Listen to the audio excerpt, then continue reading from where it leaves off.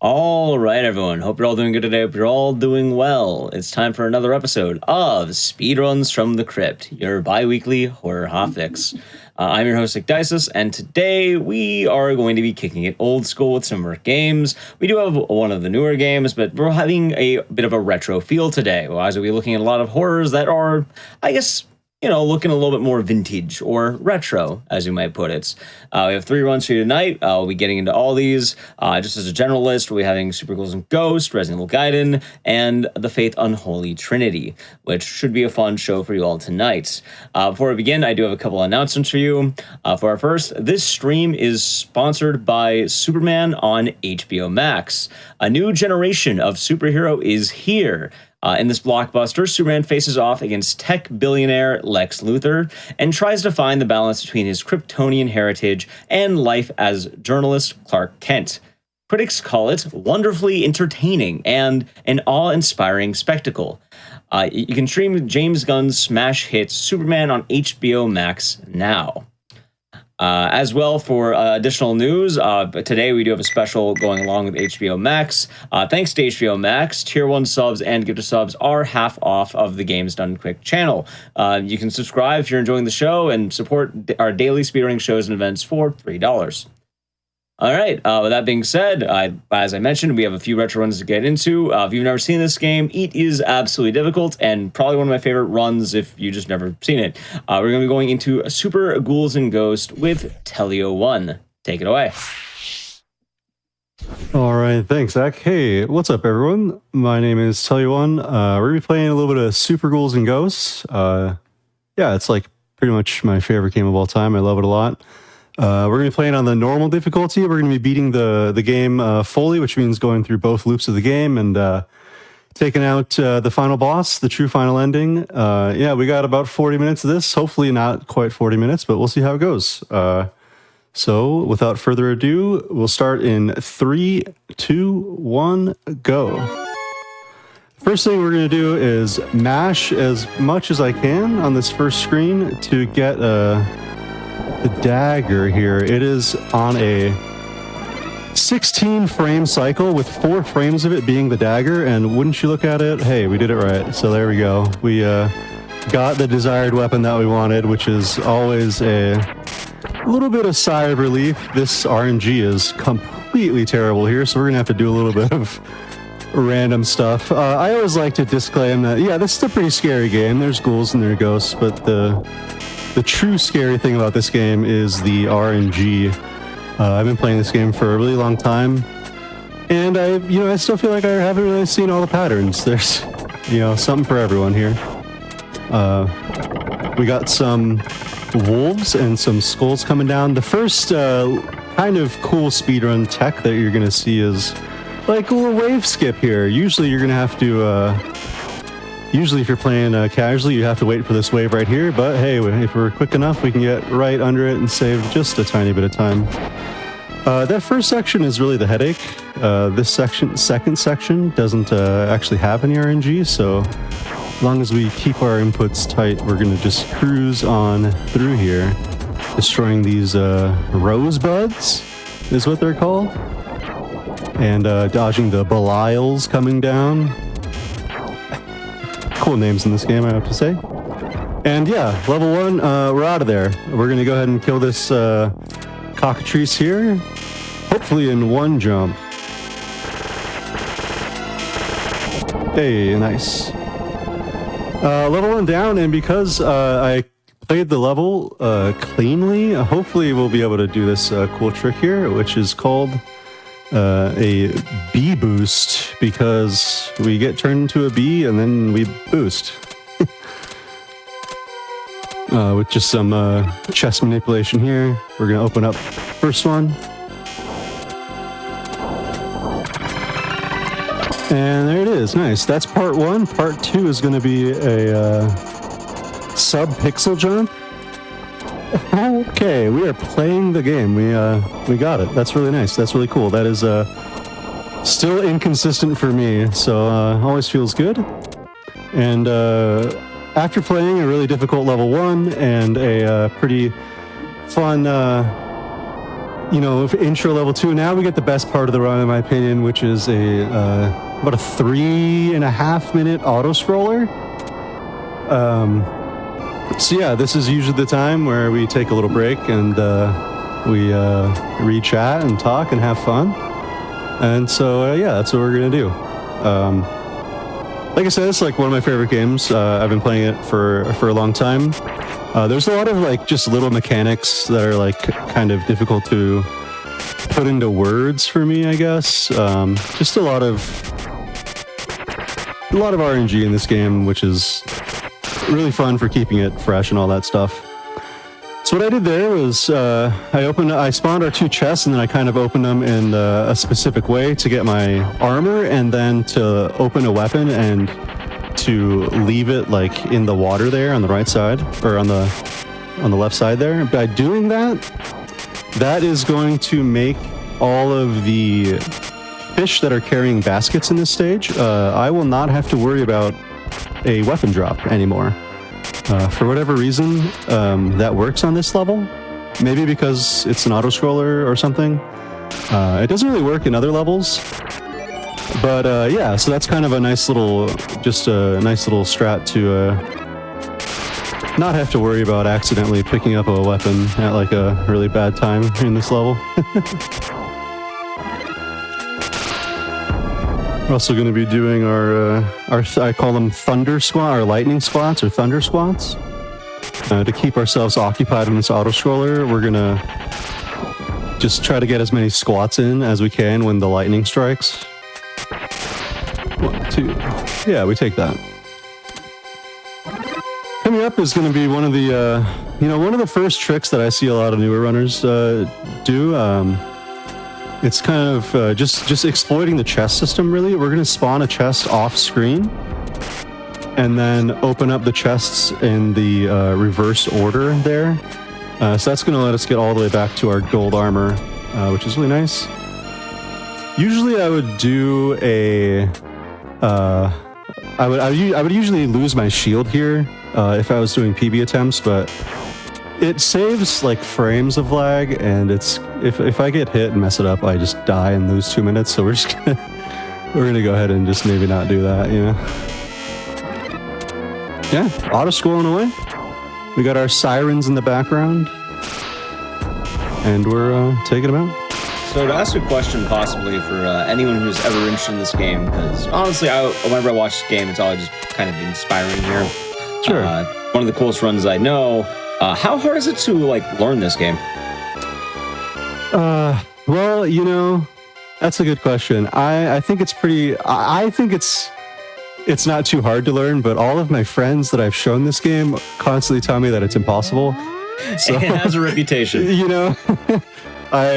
Someone who's played it for a while, it feels approachable, but for some reason, everyone that I try to get into this game tells me that it's pretty tough. And really, the biggest thing that if you're, oh boy, okay, we're about to lose 3 minutes right here, by the way.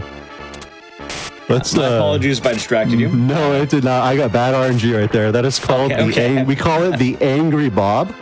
By doing the B boost, it actually makes this pattern happen. I've like I said, I've been running this game for a really long time, and before I did the B boost, I think I've had an early shot like 1 out of 1,000 times. Ever since doing the B boost, you get it 1 in like 10. So it is just a product of, for whatever reason, doing the B boost in the beginning of that level. Bob will make you pay the price, but that's fine. We are gonna go through level 6 and hopefully show off some, a nice way to recover your armor. I always like to say, if you want to see a clean Super Ghouls and Ghosts run, I encourage you to go to speedrun.com and check out some of those. But in a marathon, things are just not really not everything's gonna work out, and that's just how it is. It's kind of funny that we got the Angry Bob pattern. I love it. I'm not even mad about it. But yeah, tough game to learn, I would say, but really, really satisfying. Once you learn it and once you understand it, it becomes very satisfying to just rip through. The best thing you can do when you want to learn this game is not even play the game, it's to learn the chess system. If you can study and learn the chess system, then you're going to have like a huge head start on how to like recover when things go bad. Like you see here, that's our second chest of the level, which means I'm gonna get my green armor back. And hey, it's not going too bad. It's just fine.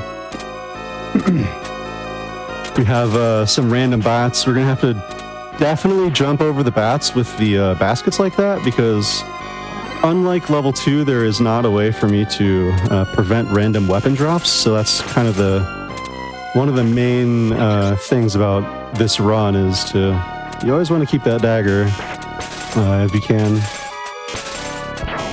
All right, there's our lance. Okay, lance here. But yeah, easiest thing, best thing to do when you want to learn the game, learn the chest system. There's rules to it. It's not random.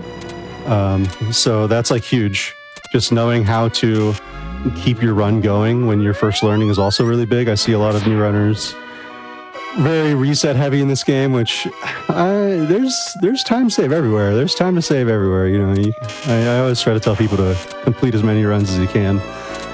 Here we just YOLO and just jump and kind of pay attention to the top of our screen and hope that we can get a goblin here. And here is going to be an audio cue for the boss. I'm going to listen to the music change.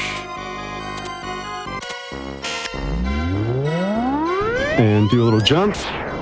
And that weapon magic sure looks like it was designed to kill that boss, doesn't it? The Koreshi in chat, ooh, very legend there. I think that was one of the first runs I ever watched, was Koreshi's professional difficulty run way back in the day. It's pretty high. Yeah, Ghouls Stomach. This is the Mode 7 simulator here. The Super Nintendo came out, and this is one of the first games for it, so they really wanted to show off some cool rotations here, which is sick. Alright, we're going to do some fancy jumping and jumping over some scary spikes. We're going to do a shield boss right there. Shout out to QC100. That is the QC100 shield boss there. And yeah, we're going to continue on. The reason I want to drop the shield is because this game is super laggy, and the shield is a sprite on the screen. So that means it's going to create lag, and I don't want that. So we get rid of it. Yeah. The only thing the shield does is it will block one projectile if you're standing still, and it also lets you charge your magic faster. So there's going to be situations in Loop 2 where I am going to want that shield because it's going to help me get some quick kills. All right, we have the Ghoul's Stomach here. If I am quick enough, which I don't think I was there, we'll get what's called the Mode 7 skip. And oh, I did not get it. Feels bad. Yeah, essentially you can see the screen wiggle here. That's just more Mode 7. If you jump really efficiently and quickly, you will actually skip this animation for the rest of the level, which it technically doesn't save time. It just means that you are playing optimally. So if you get it, that means you're doing good, and if you don't get it, that means you weren't quite optimal, which is fine. All right, a nice little jump to the door here, and we are going to hopefully see these Hydra heads stack up on top of each other. Because our dagger pierces, it'll just do a whole bunch of damage. Unfortunately, oh, that wasn't too bad. Not too bad. All right, so if I was, because there's 2 loops, we're going to play this level the 2 different ways. If I was going for a PB attempt here, I would be doing a frame perfect invulnerability glitch setup, which I'm not going to do, because we'll do a cool, we'll do a cool strat. You know what, we're just going to take it out. We'll do a cool strat on loop 2. Anyway. So now you can see, like I said, you want to see something clean, go to speedrun.com. We're playing the game right now. So to recover, we're going to want to spawn that chest there. And the best we can do in the beginning of this level, unfortunately, is going to be green armor. So we're going to get our green armor here. And we're going to try to do the same thing we just did and not get wrecked. But we have some woo bears here that are going to be shooting ice at us and all that good stuff. Hopefully we don't get bad luck here on the bad luck flower. I'm gonna play this pretty safe. All right, take him out.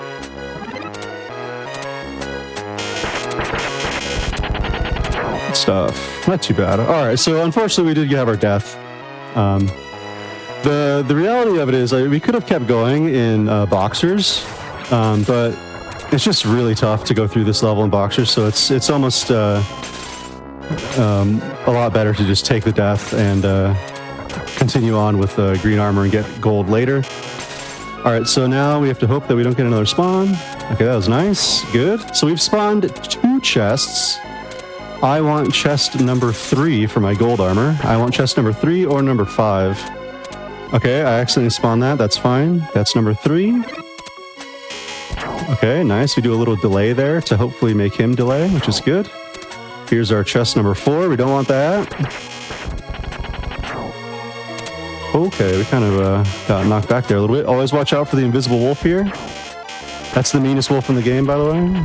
They put it in the avalanche, which is very, very mean. All right, and that was our fifth chest, which means we got our gold armor recovered. We're back in there now. We're going to abuse some iframes here. Whenever you cast magic, you have just like a whole truckload of iframes during and for some frames after the attack, so we definitely abuse that. We'll try to do our one dragon strat here. Really nice strat here. And still have a shield. I'm not going to get rid of it. It's all good. Oh, that is such mean RNG. All right, well, now we get to play the game. I always like to ignore my problems and just hope they'll go away, but sometimes it doesn't work out. You hate to see it. All right. So now we'll try to show off a really cool, we'll try to show like a cool little damage boost here. You can do an easy damage boost, but we'll go for the hard one. Why not? Oh, and I got hit left. All right.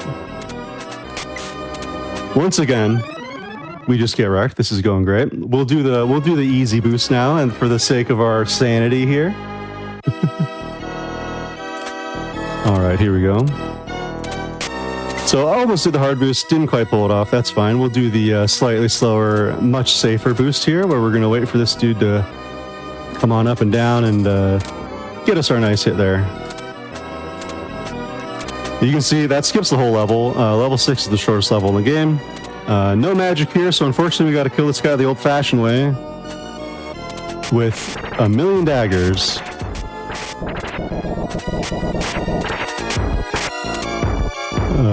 Where are you at? What are you doing? Yeah, he only has a hitbox right above his shoulder, so you got to jump up and got to hit him a bunch. Now that we don't have our gold armor or our bronze armor, we're stuck in our poverty steel armor. This means this level is going to be a little bit scarier because I'm not going to be able to kill these imps. And we're going to pray right here that works. Oh, nice. Muscle memory just kicks in when you are doing random strats. All right. All right. I really want to jump early there and definitely would have worked, but we're going to play it safe. That's all good. Do a little recovery strat here. Oh, that was the bad RNG? Okay, nice. Oh, be cool. This is going great. All right, we have to kill these 2 bird heads to advance the level here. Oh, please don't hit me. That was bad. Okay, we're good. Sometimes if you ask the game, it'll just be nice to you, so yeah. All right, we're up to finish. About to finish off what we call loop 1 here. We have to finish off these 2 bosses here. And now that I have my gold armor, this shouldn't be too bad. Again, we're going to abuse some iframes here, and then we're going to do a little bit of a frame kill to get a nice early shot here. And hopefully this will take him out. He is playing footsies right now. All right, that's fine. And there you have it. That is loop 1. Oof. Not the cleanest loop 1 in my life, but we're in there. It is Ghouls and Ghosts series tradition. if you would like, you can give me 1 G. So at the end of the run, you can give me 2 Gs, but right now, if you'd like, it is okay to give 1 single G, and on loop 2, we'll get the second G. But this is the part of the game where Prin, the princess, is going to tell us that we need to go back to the beginning of the game and get the goddess bracelet, which is the weapon that is required to beat the game, to get the true ending. Since we're playing on normal difficulty, loop 2 is going to increase the difficulty, which means it's going to be more random, so more RNG. Some of the bosses are going to get slightly more health. And also, the goddess bracelet will appear as long as you are in golden armor and you open up a weapons chest. I'm not going to get it right away. I am going to do probably an early strat just to show it off. I mean, this run is already kind of a very one of the runs of all time, so it feels like, we might as well have some fun and show off some goofy things. Yeah, I just tried to lose my shield right there, but it did not work out for me, so we're just going to keep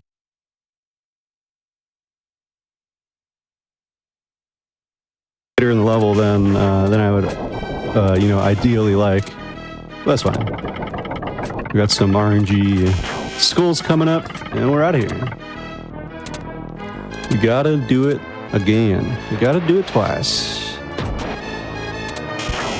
Yeah, loop 2. A lot of little changes. I would say, like I said in the beginning of this run has a lot of RNG, but it's a lot of really little, very subtle RNG that is just enough to mess you up.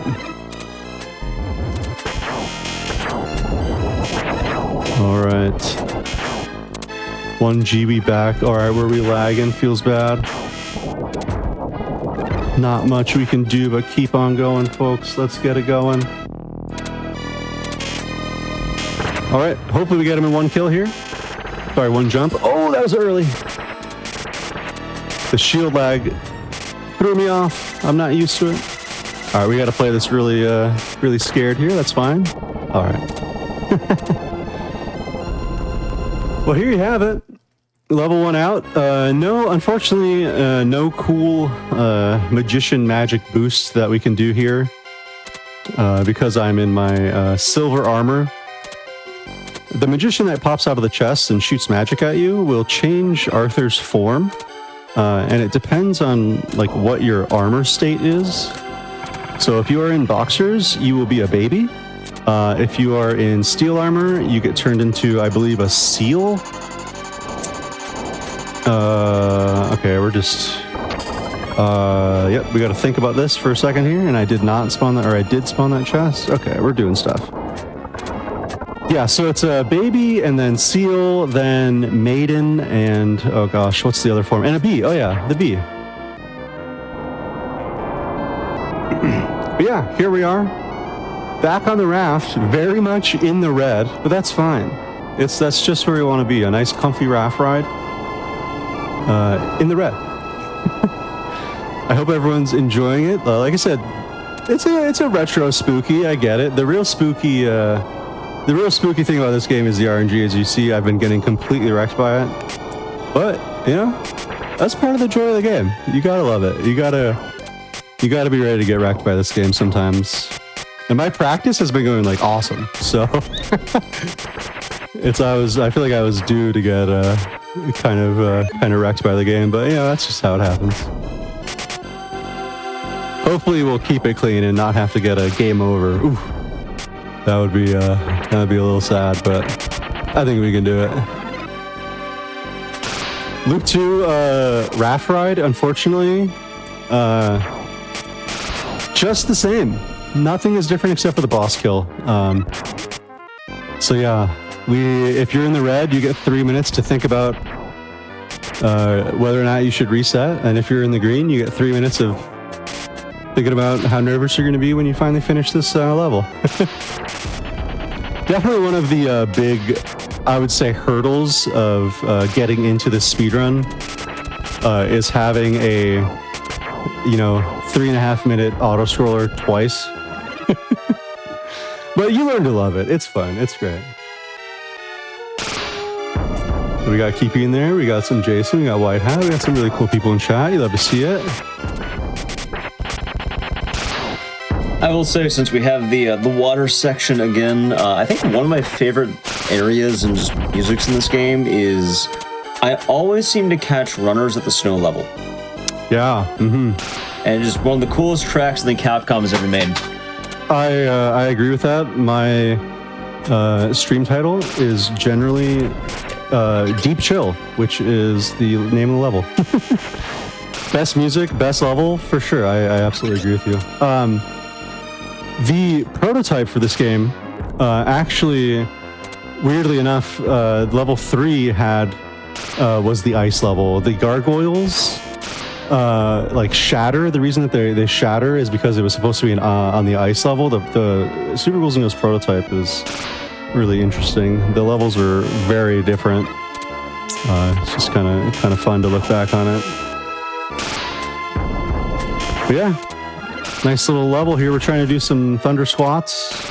We're taking out the fish. We got one more fish to go. And now, as I like to say, the fun is over. Unfortunately, the raft ride has come to an end, which means we have to play the game. Level 3 coming up. There's a lot of, like I said, a lot of little subtle differences that you have to watch out for. One of them is the bears that shoot fire. On loop 2, the fire will go just a little bit farther. So that kind of invalidates a couple strats that you can do without respecting certain patterns. We're gonna abuse our two attack buttons here. You can attack and charge magic at the same time if you hold down the button and mash the other button. That's a very common little piece of speedrun tech, I guess, having a nice use of our two attack buttons. All right, we're going to keep on going down here. Also going to be throwing some daggers that look random, but they are not random. 2, 3, the fourth dagger that you throw after jumping is going to always be the lowest possible. So in this game, when you throw a dagger, it's RNG at the height at which the dagger comes out, or any weapon, really. And for whatever reason, if you throw 3, the next one, when you crouch throw, will always be as low as possible. So that's like a nice way to make that section a little bit more manageable with the dagger. But yeah, we got some nice pillar jumps coming up here. Hopefully we get this quick kill on the Reamer, so we don't have to worry about him. Ooh, just barely missed it. That should work.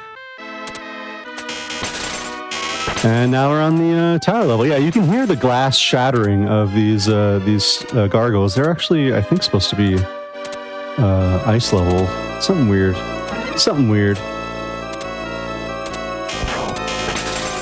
Yeah, we're on the rotating towers. These first 3 towers are just gonna have a bunch of bats that spawn. And now that we are on tower 4 and 5, this is tower 3. Once we get to tower 4 and 5, we're gonna start having to deal with the goblin bros that drop down from the top. All right, these are some very bat spawns. We love to see it. All right. Now we get some goblins right above us. Luckily, the dagger will come out way above Arthur's head, like a lot higher than it looks, which is nice. Otherwise, this part would be very, very difficult. And our strat for this is just simply go forward and react. That's all we can do here. Okay, this is one more, maybe? No? Yeah? Wow, that was very nice. Love to see it. And again, we have our quick kill. Luckily, the boss still has enough health to get a quick kill here. The boss does technically have slightly more health, but not enough that we can't get that nice clean kill there. All right. You gotta make a choice here whether or not I want to do the invincibility glitch in level 5 and then have a really difficult level 5 or level 6 and 7, considering how this run has gone. I wonder. We'll mull that over as we go through the ghoul stomach here. What do you want to see, Ecdysis? Do you want to see the invincibility glitch and early bracelet, or do you want to see the nice take the dagger to the end? What do you think? Let's see. You know what? Why not go over the glitch? Why not? All right. Yeah. So this game has a way to do basically an invulnerability glitch by casting magic and getting hit on the same frame of an environmental object. So like the spikes on this level theoretically would work. On level 5, we're going to use the spikes there. I didn't get the shield. Okay, well. So remember when I just said we're going to do that? I lied to you because I didn't get the shield. Wow, because I was too busy explaining it. Anyway. It happens to the best of us. So we will play level 5, as written. That's all good. But yeah, so there is a invincibility glitch that is able to be done in this game that only works on, I think you can do it on level 1. Or I know you can do it on level 1. I don't think you can do it on level 2. I know you can do it on level 3 and 4 and 5. I don't think you can do it on level 6 or 7. Because you need like an environmental hazard essentially. And level 6 and 7 I don't think actually have environmental hazards. It's just enemies, so I don't think you can actually technically do it on those levels. Big Wendy what? Yeah, you hate to see it. That's how it is though. What are you gonna do? All right. That is just fine. I could do it. Actually, technically, I could do it a different way. Let me think about this. We'll see if we could do it a different way. Why not do something random that you haven't practiced for fun? All right. We definitely can't get it early here, unfortunately. I need the shield to get it out of the second chest. And unfortunately, I forgot to do that, so I don't even know why I'm doing this jump right here. This is fine. All right. So I have spawned 0 chests. We're just going to say that out loud a couple times, just for my own sake. All right. We get some flowers here. We're going to watch the wind down. Shout out to Fred _. Taught me that one at GDQ 2019. Just simply look at the flower and then, that's all you have to do. All right, these icicles do not have a full hitbox until they are fully formed. So we can abuse that and kind of continue to move forward while they spawn. All right, this is very laggy. Oh, this is fine, maybe? Okay, he's 1. All right. How many chests have we spawned? That's 1, right? Yeah. That's a sick shot. Oh, but I dodged it. Okay, nice. All right, so we've spawned 1 chest. I believe I need 2 chests. In fact, I really hope we need 2 chests because that's the only thing we're going to get. And if it's not 2, then we're going to get a random weapon and it's going to be great. Okay, nice. There's our shield. We need that. We're going to use our shield here because this boss can be really mean and shoot early. And the shield magic will charge just a little bit faster, so this makes it just a little bit safer. Oh, a couple hits here. Nice. All right. Very nice, very nice. We don't get our early bracelet, but that's fine. We'll continue on and show you the strength of the dagger here. We're going to go ahead and I'll try that. You know what? This level wrecked me last time, so we'll show the safe way to do it. Why not? I think I did twice on this on loop 1, maybe 3 times. Yikes. That's fine. All right. Nice and easy. You can see why the dagger is king here. The dagger magic takes him out in 1 hit. No problem. My brain, that's a safe, very completely 100% safe jump, but my brain forgot that it was, so I kind of got scared there, so it's fine. All right, we're gonna make this guy climb the ladder there, and hopefully he doesn't swoop. Well, at least he didn't swoop the wrong way, I guess. All right, Astaroth, once again, we're gonna abuse our iframes here. And then we're at our final level, and yeah, so now we're gonna get our bracelet on this level here, and hopefully complete the game. If you do not get the bracelet here and you kill the boss with any other weapon besides the bracelet, you get kicked back to level 6, which is very sad.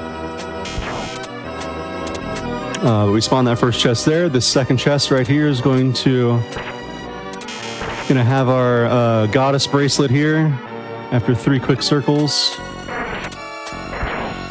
And yeah, now here we have it. This weapon has no magic, but it does insane damage as long as you are close. The closer you are, the more damage it will do.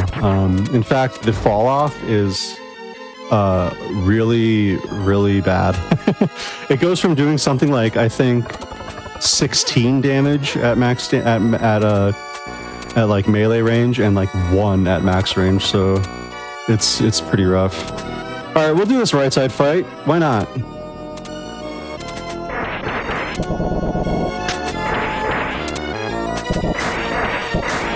Oh, you're a jerk!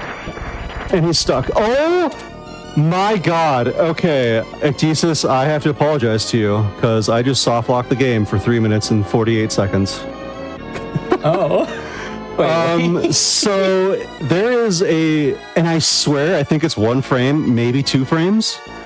If you kill that boss while his laser is forming in his mouth, you soft lock the game here until the time runs out and you die. That is such an odd glitch. So sorry. No, you're fine. This is the third time this has ever happened in my life. So I won't lie to you guys and say that this never happens, but this is the 3rd time I've ever done this in my life. This is the first time I've ever heard of this bug. It is, yeah, it is, I think, frame perfect, maybe 2 frames, but if you kill that boss while the laser is in his mouth and he doesn't shoot the laser, Neburoth will never spawn because the boss won't spawn until the laser is off the screen, and the game still thinks that the laser's on the screen right now. So yeah, I think we're still underestimate, so we can just hang out for 2.5 minutes, I guess. Sorry. Yeah, no worries, no worries. So normally we do these at the end of the run, but right now is probably a good time. Yeah. Run and we'll get it all done here.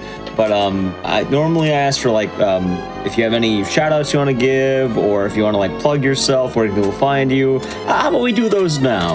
Sure. That sounds. Yeah, that sounds where can great. people watch you on Twitch or anything like that? Yeah, so you can see on the stream, my name's Tell-You-One. I stream on Twitch, most days, not every day. I stream Super Nintendo games mostly, retro stuff like this. Currently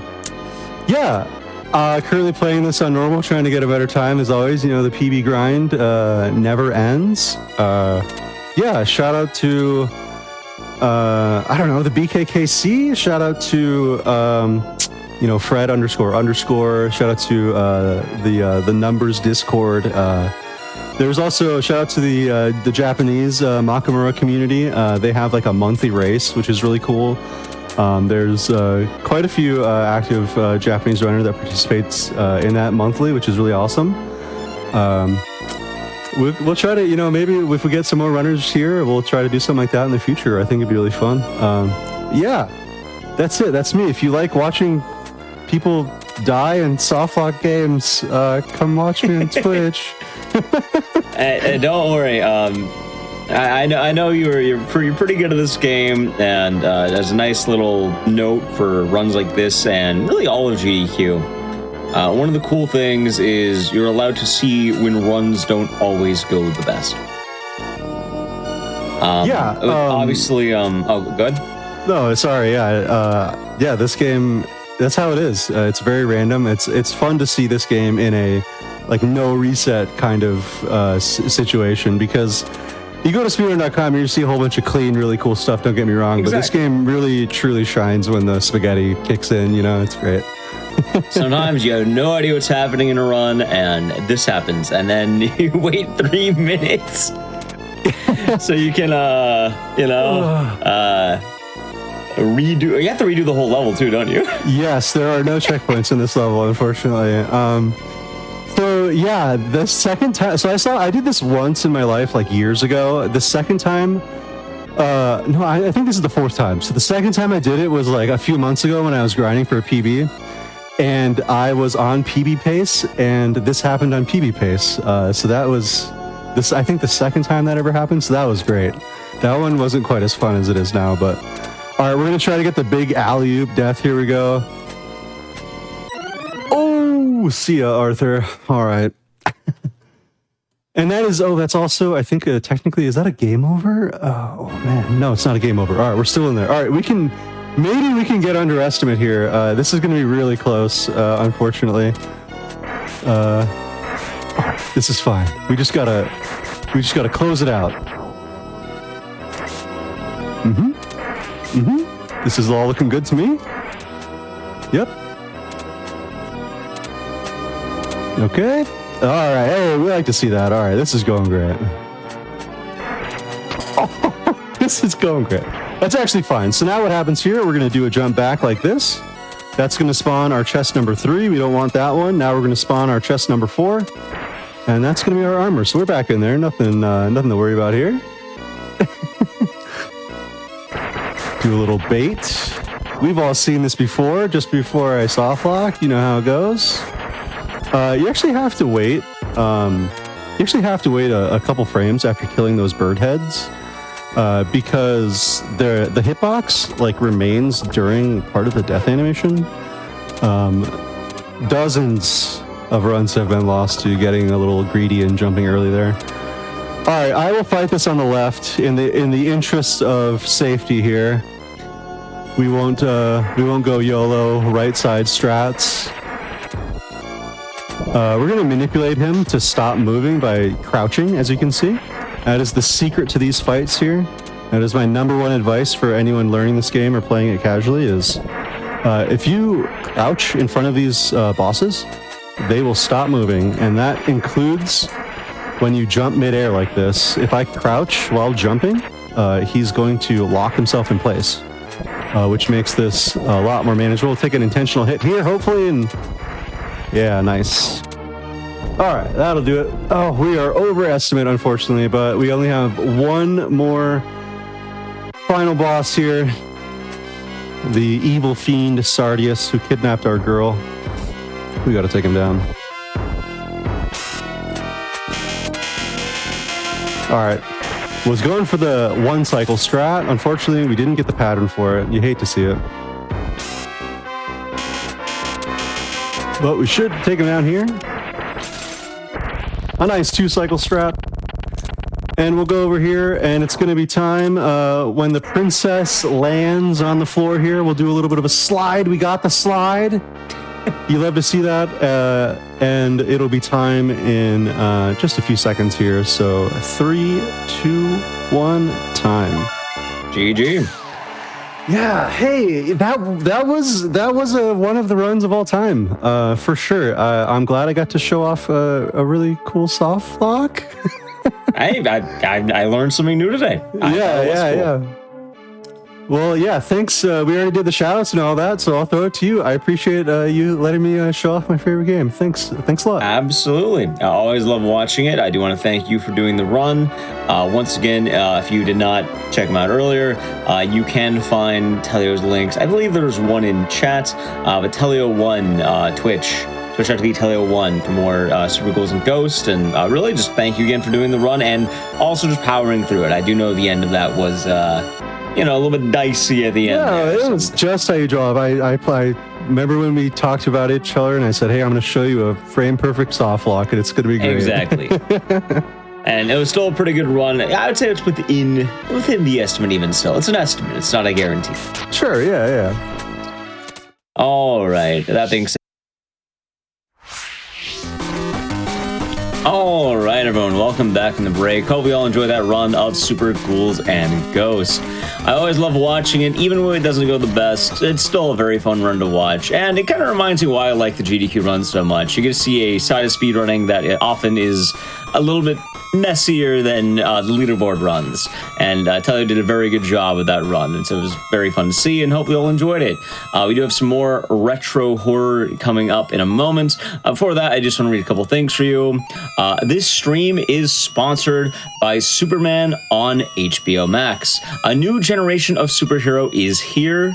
In this blockbuster, Superman faces off against tech billionaire Lex Luthor and tries to find the balance between his Kryptonian heritage and life as journalist Clark Kent.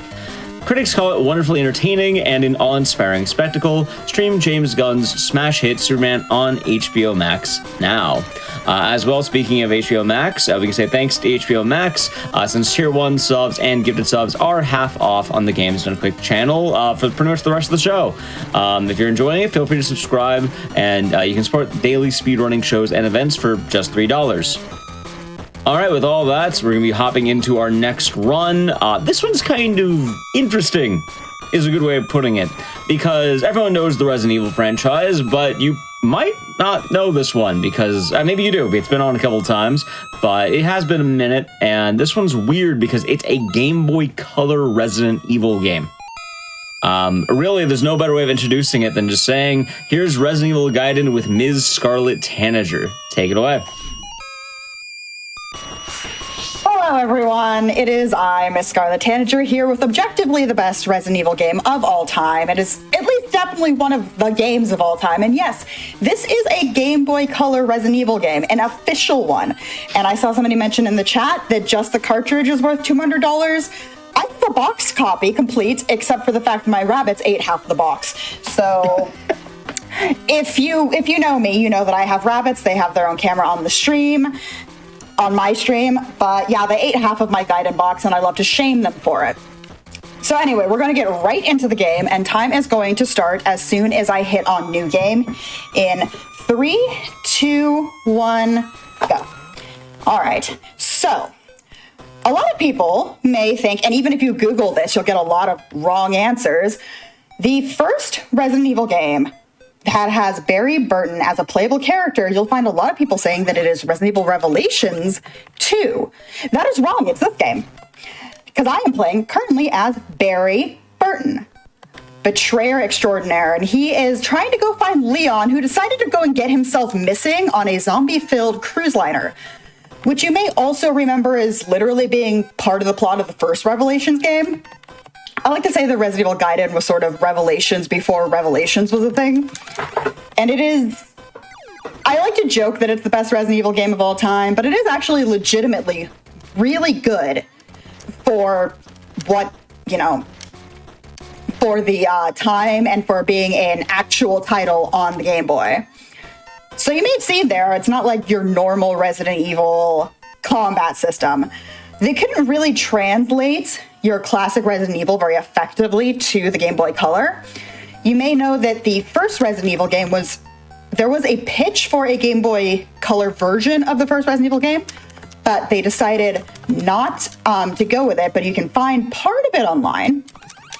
That one tried to do the classic Resident Evil fixed camera angle stuff, but it doesn't really work on the handheld, especially because of the low power of the Game Boy.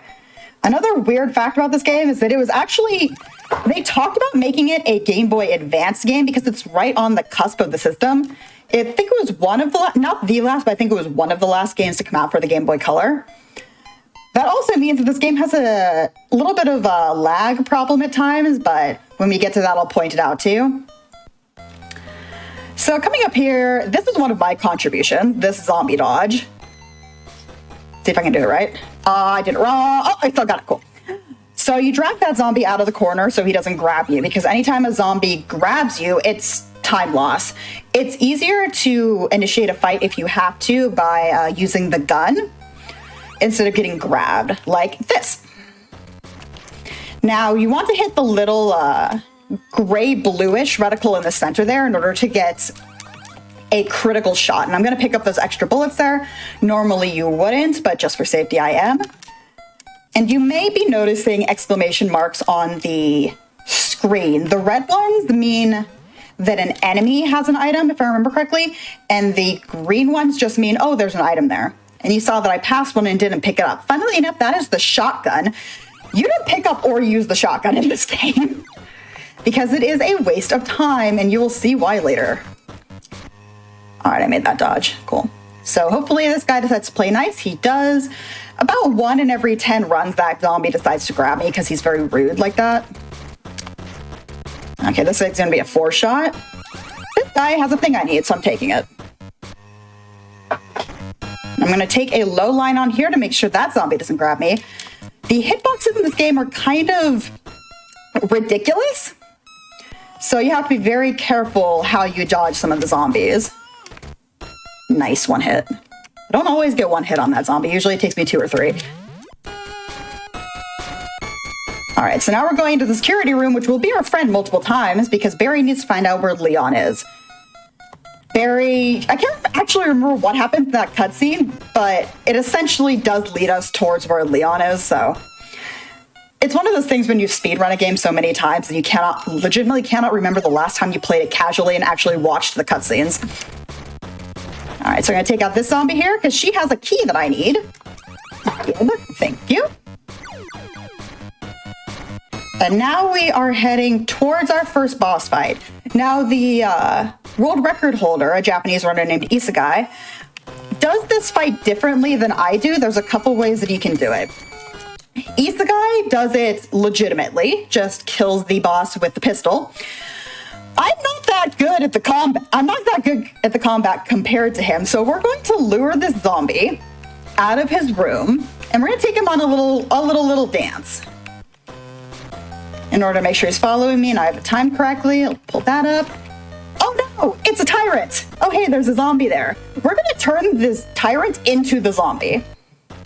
The tyrant has become a zombie. Now that is one of the more infamous glitches in this game. There's really 2, but that's one of the more infamous ones. If you get grabbed by a zombie after the tyrant animation for attacking you finishes, for some reason, you don't get into the fight with the tyrant. You get into the fight with a zombie, but it counts as the tyrant. You use it, in this one I'm going to be using it twice. In some of the other runs, you'll see it 3 or 4 times, but I only use it twice because I have a more marathon-safe method for the final boss. All right, so we're going to use this key and go in here. Oh, you may notice that we have a little girl with us now. I forgot to mention her. Her name's Lucia. She's not important. Though, funnily enough, because the game has a sort of party system where at different points you'll have Barry, Leon, and Lucia in the party, the game does let you equip Lucia with items and with weapons, so you can legitimately give the little, I think she's like 7-year-old girl, a grenade launcher. If you feel like it, I guess. Not that you ever really use her, because you generally just use the active party member, which is either Barry or Leon. All right, so I'm going to take this lockpick. And let's see if I can do the zombie dodge. I don't always get this dodge. I'm going to do it a little bit safer. Oh, got it, cool.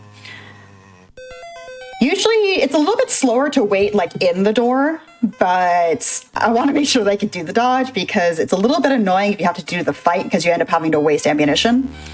Not that we're going to be using the pistol for much longer. Hello, zombie friend. Okay, good. Sometimes the zombies will appear on the ground after combat, and the game's like, no, the zombie's still alive. It's sort of the equivalent of your classic Resident Evil game where the zombie gets knocked down but they're still alive and they can grab you if you go over them. It's pretty much the same sort of mechanic, except it's a lot more annoying in this game because the zombies can body block you. All right, so I'm going to equip the assault rifle that I just picked up hiding in somebody's broom closet, because we are going directly into the second fight with the tyrant. And unlike the first one, we are not going to turn the tyrant into a zombie. We're going to actually fight the tyrant. If I can make these next 2 dodges coming up. Hey, friend. Come here. There we go. So raising the weapon in order to start to go into the sort of combat stage sort of aggroes any nearby zombies towards you, which you can use to sort of manipulate their position. All right, so we're going to go towards the door up here, which is going to trigger a second boss fight with the tyrant. So yes, you have the tyrant already in this game. Whoa. That was weird. I don't know if you guys saw it on there, but my game just stuttered. That's never happened before. Of course it decides to do it when I'm, you know, marathon running. All right, I wasted a couple more bullets than I would like to there, but it should be fine. I picked up more handgun rounds if I need it. So you notice here that the game looks like it's lagging, Barry's going slower. That's what I meant. The game has a lot of issues with lag. So we're gonna jump down this pit, and we picked up Leon. Leon was at the bottom of the pit. He was just chilling, enjoying all of the zombies that were inexplicably in the same room as him, yet never saw fit to actually attack him for some reason. So now that we have Leon, we have to go find Lucia, because after that boss fight there with the tyrant, Lucia got kidnapped. And how are we going to go find the little girl in a giant cruise ship? We have to go all the way back to the security room. There we go. I love the assault rifle. It's such a good weapon in this game.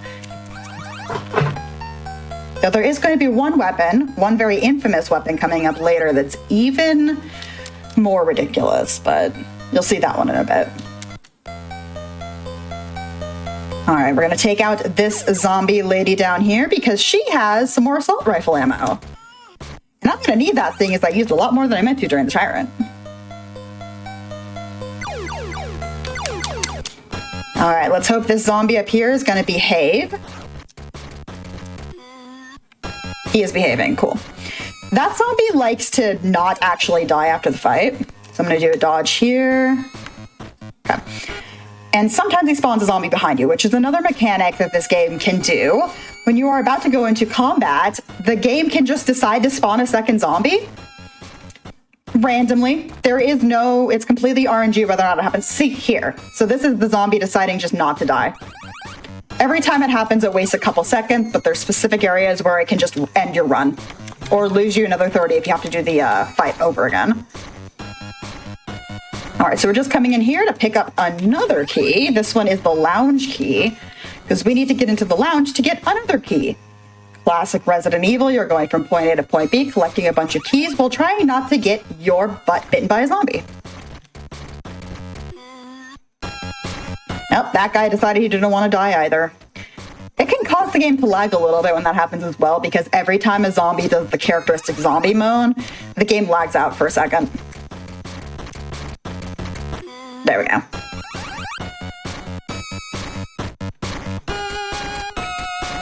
So I'm going to do the safe version of the zombie dodge coming up here, because the way that the world record holder does it, party foul, he turned around. Okay. The way that the world record holder does it is he opens the elevator and just straight runs. That only works about every half time, about 50% chance, at least when I've done it. But we're gonna take out this zombie up here just to get him out of the way. I always love when I get one hit, it's great. Okay. Hello, zombie friend. Goodbye, zombie friend. And now the security key. We're not gonna be using that for a hot minute, that gets used later.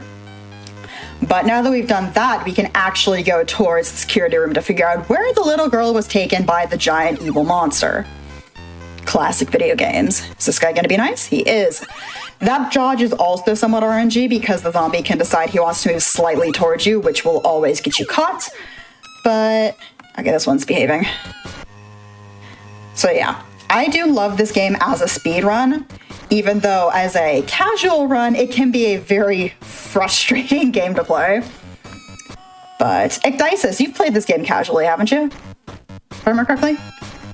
Yes, I got to, I think, the second to last boss, and then my save file randomly deleted. Wait, what? Yeah, no, I got to like, I think I had like a grenade launcher and I was fighting a tyrant in like a boiler room or something like that. Oh yeah, that would have been Leon. That would have been about 3/4 of the way through the game.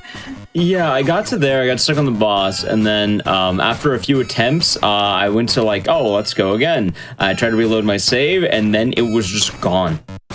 Well then, I've literally...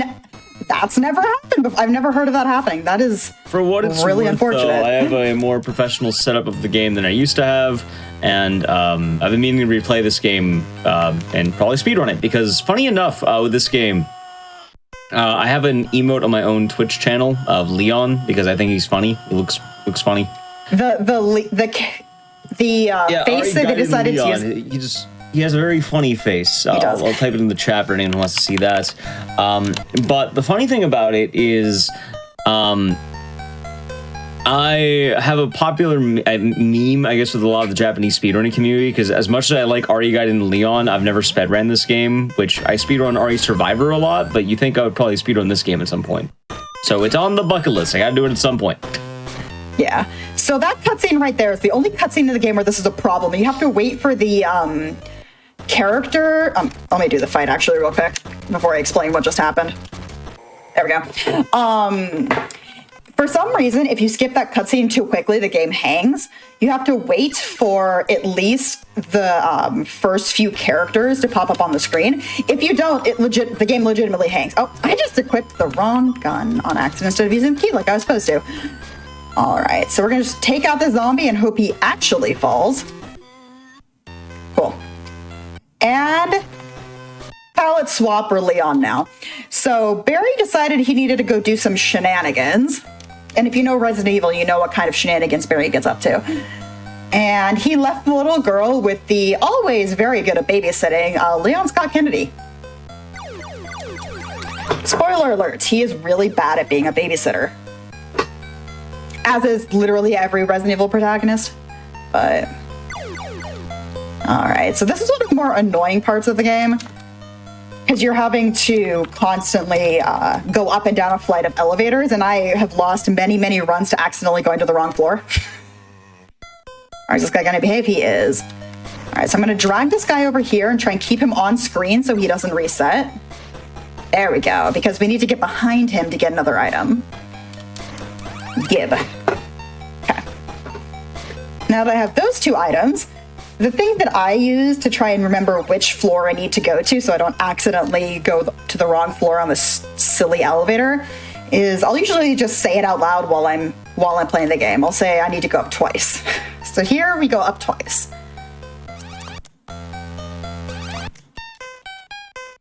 Because the elevators look identical, so sometimes you can get confused. All right, let's see if Thomas over here decides he's going to attack me. He usually doesn't. Okay, he's been good. I've noticed if you go towards the right of that door, then hang to the left immediately, he fake attacks you, which is always nice. All right. So we're going to initiate a cutscene here. I legitimately cannot remember what happens in the cutscene. But back to something that Dices mentioned about using the, or about having the Leon from Gaiden as an emote. Funny story. For some reason, so I'm going to go down one here. For some reason, for this game, instead of actually doing a proper character sprite for Leon, they just traced over and pixelated his Resident Evil 2 sprite. So all of the other sprites in this game have custom-made sprites to this game for cutscenes and such. Leon's head is just sprited over Resident Evil 2 artwork, which makes it stand out a lot, which I find kind of hilarious. I think the reason I like Evil Gaiden Leon so much is he just looks like he's hollow. He does. He looks incredibly derpy. But like, I don't know how to describe it outside of like there's a void in him. Yes. But also, funny story, I have... Oh, that was not what I meant to do! Okay, this is fine. Get through the door, get through the door. So that's what happens when you accidentally use the gun when you didn't mean to. Alright. So I just got what was called... You saw the screen shake there a little bit? I just got what was called a critical hit. on me, which can be a little scary sometimes. Is there going to be an extra zombie here? No, okay, good. I've only had it happen to me once or twice, but there are specific attacks in this game where if you get critted and it is entirely RNG, you can get one-shotted from full health. Rather annoying, but I think I've only lost 1 or 2 runs to that happening from full health, and I have done this, let's see here, 1,274 attempts of this game. However, nearly all of them only got into the first room because, ironically enough, even though I made it look easy, one of the most RNG dodges in the game is literally the first zombie. All right, so I'm taking a slightly older, a little bit more marathon-safe route through this section of the game. It is slightly faster to take a slightly different route, but just because that's what my muscle memory is at the moment, and we are trying to be a little bit more marathon-safe for a game that can be as RNG heavy as this, we're taking the slightly safer route. You may notice that there's no zombies here. For some reason, in Resident Evil Gaiden, maybe to help with just the system of the game in order to handle everything that's going on the screen, it periodically depopulates parts of the ship of zombies. Okay, good. I thought for a second he was going to lunge at me. And it decided to just depopulate that part of the ship, which makes it faster to go that way to get back to the security room. Because we need to figure out where Barry went. Because Barry decided to leave us, and now I need to go find him. Because reasons. And if you know Resident Evil, again, you should have a pretty good idea what those reasons are. All right, at the security room, we figured out where Barry is. He's hanging out in the little piano room that I was in earlier. So we're just gonna walk our way on over there. It's gonna take a hot minute. Not really anything happens though, except this zombie thinking that he's gonna lunge at me. All right. Oh, that's a lot of talking. All right, back down to the 1 floor. No zombies in here because the game depopulated it. And next dodge. So we're gonna lure the zombie over here. He's gonna lunge at me and I'm just gonna go around him. The second I go through this door, I'm gonna get attacked. Hi, zombie. Oh, we got a second zombie spawn. Party foul. I am almost dead. When did that happen? That was probably, that was from the critical hit. That's why I was so low health. We're just gonna fix that now just in case. All right, there we go. So yeah, I went from full health to almost dead. So by the way, Barry just betrayed us and kidnapped the girl. Yeah, classic Resident Evil, Barry Burton's betraying you. I can't remember if he betrays anybody in Revelations, but sometimes it'd be like that.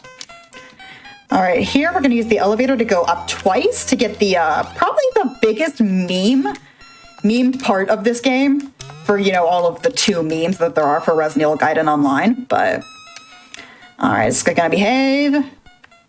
He is for now. So this room we're coming into has probably the highest amount of lag in the entire game. So we are now in seconds per frame mode. Because I'm trying to zombie dodge at the same time as being in seconds per frame. Darn it. Okay. Thankfully, now I get to talk about the autosave system. This game has an incredibly generous autosave. Literally, when anything happens, the game autosaves. I think it's been a while. Mostly generous. Mostly generous. There's a couple areas where you can soft lock using the autosave system, but only if you're doing a specific glitch at the end of the game. Or, you know, delete your save if you're Dices. All right, there we go. Biggest meme of the game is the gas launcher, not the grenade launcher. That's a different weapon. This is the gas launcher. All right, let's do this correctly. There we go. So the gas launcher, for some reason, has infinite ammo, but only when you're trying to run away. So let's see if I can do this dodge here. We're probably going to get in a fight, though, because I usually do. Or not. Okay, so I'm gonna go down twice. We don't know why the gas launcher does this. The gas launcher does have ammo, but for some reason, the runaway button starts triggering the gas launcher to use just infinite ammunition. You can't do it during boss fights because you can't run away from boss fights, except one. There is one zombie that it lets you use the trick on, or one zombie boss that it lets you use the trick on, but for the most part, you can't. So pretty much from this point on, the game has largely become a joke. Outside of some very unfortunate happenings later, nothing can kill me, unless it gets a lucky crit on me. All right. So what has happened now in the game? Sort of, Barry has kidnapped Lucia and taken her off with, I think it is actually Umbrella. It's complicated. He's not actually siding with Umbrella. He's pulling some shenanigans of his own, but you're not supposed to know that yet. All right, let's see if I can do this dodge here. Cool. Don't grab me. I'm going to try and get both of these zombies into a fight. As long as they're on the screen, they count as an enemy when you get into a fight, which is nice. And I got both of them. It's like a 50-50 shot whether or not one of those guys survives the fight. The reason why I am clearing specific zombies at the moment is because you're going to be taking this exact same route as Barry later. And if you clear it, it makes it easier for Barry later. All right, so technically it's faster to go south from here, but I'm going to go north because it's just the route that I have practiced more. Uh-oh. So here you go. Here's the example of the game just deciding that it's going to crit you and one-shot you. I wasn't exactly at full health there, but this is more what was supposed to happen. All right, let's see. Let's hope that the game behaves this time. Nope, I died again. But it's fine, I'm alive. Okay, just in order to stop that from happening again, I'm just gonna heal myself. Okay. I wanted to save that for Barry later, but we'll be able to get Barry a healing item elsewhere. So that is incredibly bad luck. Usually that doesn't happen, but it does lose you time whenever it does. And that's why we have an estimate of 35 minutes instead of an estimate of 32 or something closer to my PB, which is 31:33 at the moment. All right, so we're gonna just dodge this zombie just for safety.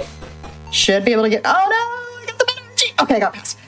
Sometimes the second zombie can get spawned there. 9 times out of 10, if that happens, you're gonna get into a fight. Thankfully, I was able to get out of it. But yes, Leon at the moment is trying to stop the ship from sinking, because when you were playing as Barry primarily, there was a little explosion right before it switched to Leon. Barry runs off, and now Leon has to go actually do something about it. Because Barry is too busy trying to ferret out the secrets of Umbrella and all of that stuff while the ship is actively sinking. Alrighty. So we're just going to go down here into this corner to lure the zombie over. There we go, so we can get around him. So this dodge up here, this tyrant glitch, because we're going to be glitching the tyrant back into a zombie. It might take me a couple tries to do this, because it is somewhat RNG based off of that zombie up there. And he's assigned to be rude. Okay. Come on. Bro, you suck. Cool. Okay, yell at the zombie and they start to do what you want. Okay, so if we're lucky, I think I got it. Oh, I didn't get it. Okay. So we'll try it again. Thankfully, the respawn point is before that. So the reason why it didn't work there is that the zombie got too far away from the tyrant. See, did it again there. It's been a while since I've failed to do that skip twice in a row. Alright, so third time's the charm. Okay.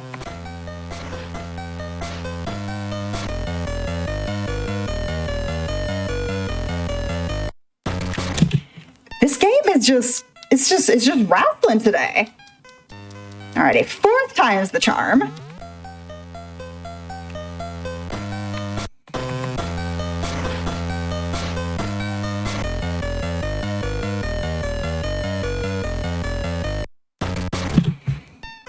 Resident Evil Gaiden. Honey. Bestie. What are you doing? For what it's worth, what if I told you this is the second run that's been acting up tonight? Oh, I was watching it. See, you don't want to know what the funniest part is? Okay, now it's doing it. You want to know what the funniest part there was? Every single one of those missed, like, mess-ups there, every single one of them had nothing to do with me. Every single one of them. It was entirely because the zombie got too far away from the tyrant. Okay, so I'm going to just... There we go. I remember how to play this game. Cool. So I just equipped the gas launcher on Barry. This is the only boss fight in the game that it actually lets you use the gas launcher glitch with. All right, so now we're back as Barry. The entire submarine that he was escaping on with Lucia got infected.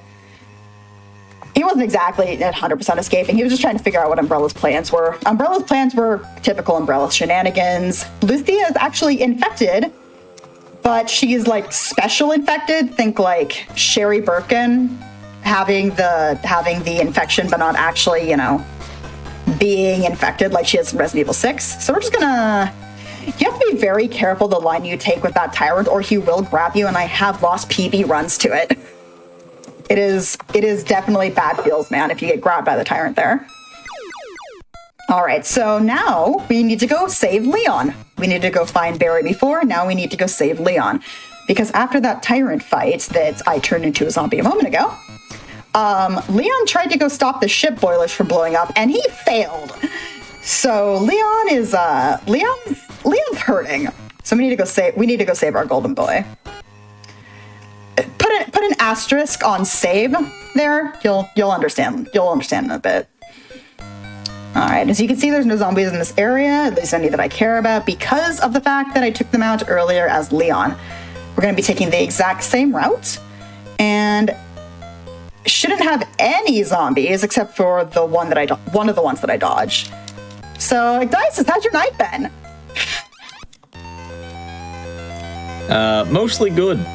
Very sore. I helped my friend move the other day, so I'm in pain. Oh, well, stop that. I will try. I just, as a fun laugh, for anyone who is ever shocked by something, I learned that somehow you can have to move a bunch of boxes upstairs both ways from a house to a car.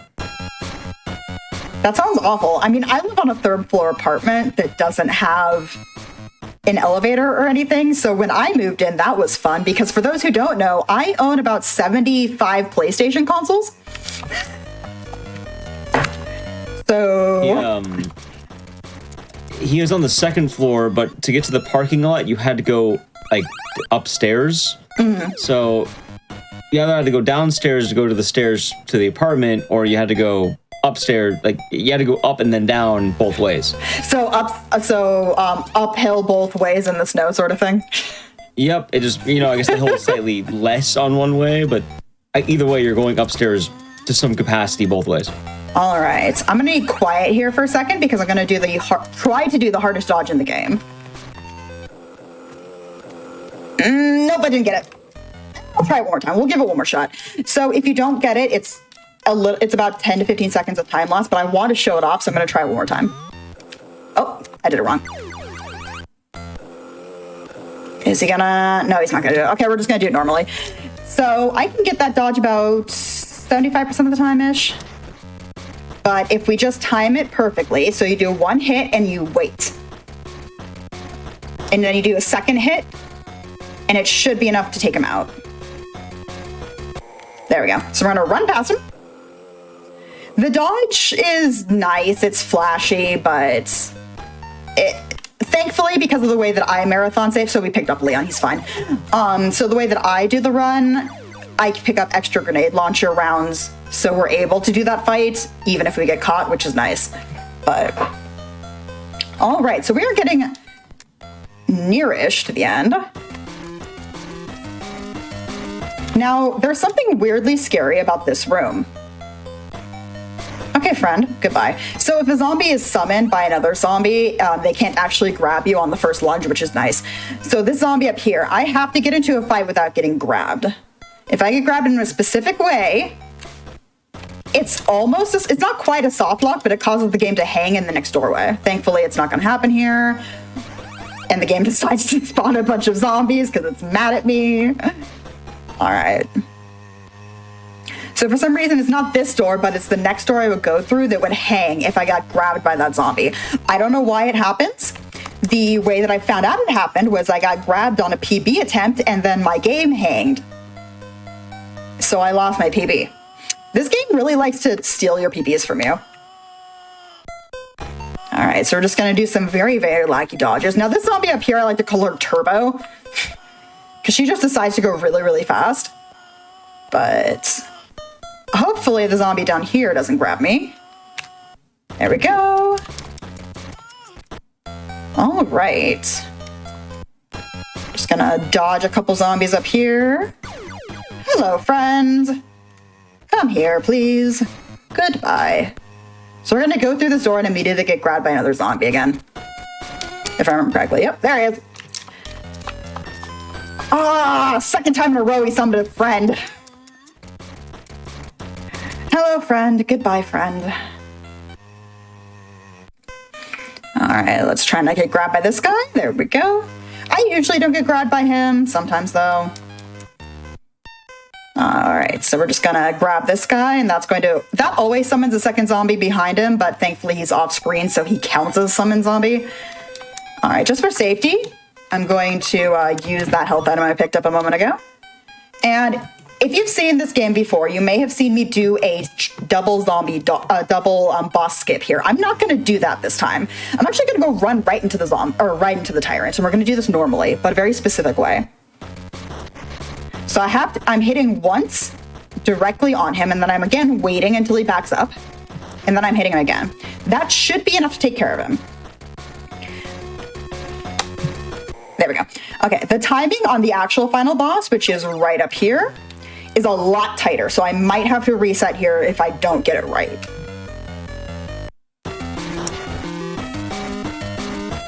Okay, so I gotta wait for him to back up. Cool. So hopefully this should do just enough damage to take out the final fight. There we go, cool. So time is going to be once I finish this cutscene, because for some reason, time is at the end of the cutscene, and this is the only cutscene in the game that you cannot skip. Okay, I saw that I have gone slightly over time, but then again, the game decided to throw all of the RNG at me. And time is now. There you go. GG. It's the only cutscene in the game that you cannot skip, and you have to just button mash through it. Thankfully, it's the only real button mashing that this game has. But as a speedrun, I think Resident Evil Gaiden is really accessible, if only it was a little bit cheaper. Yeah, no, there's that slight hiccup there. There's that slight hiccup here, but I would still go and take a look at the run and go and take a look at the community. I think Gaiden needs more love. It's legitimately a really fun game, and it is amazing to see what they were able to package onto a tiny, tiny, tiny little cartridge. So yeah, as for me, again, my name is Miss Scarlet Tanager. I am the mother of bunnies and chinchillas. They have their own webcam on my live streams. You can find me over at twitch.tv/Miss Scarlet Tanager. That's MISS. You guys can see it underneath my webcam.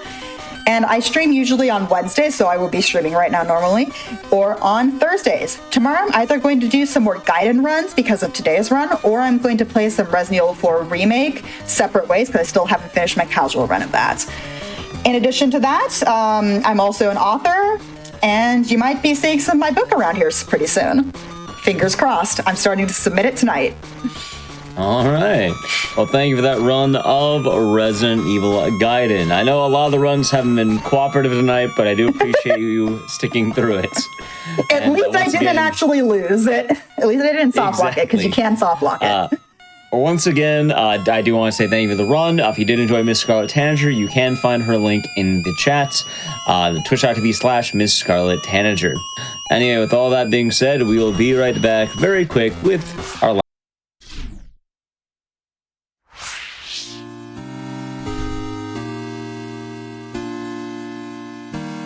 Enjoyed that run of RE Gaiden. It has been a fun night of retro horror so far.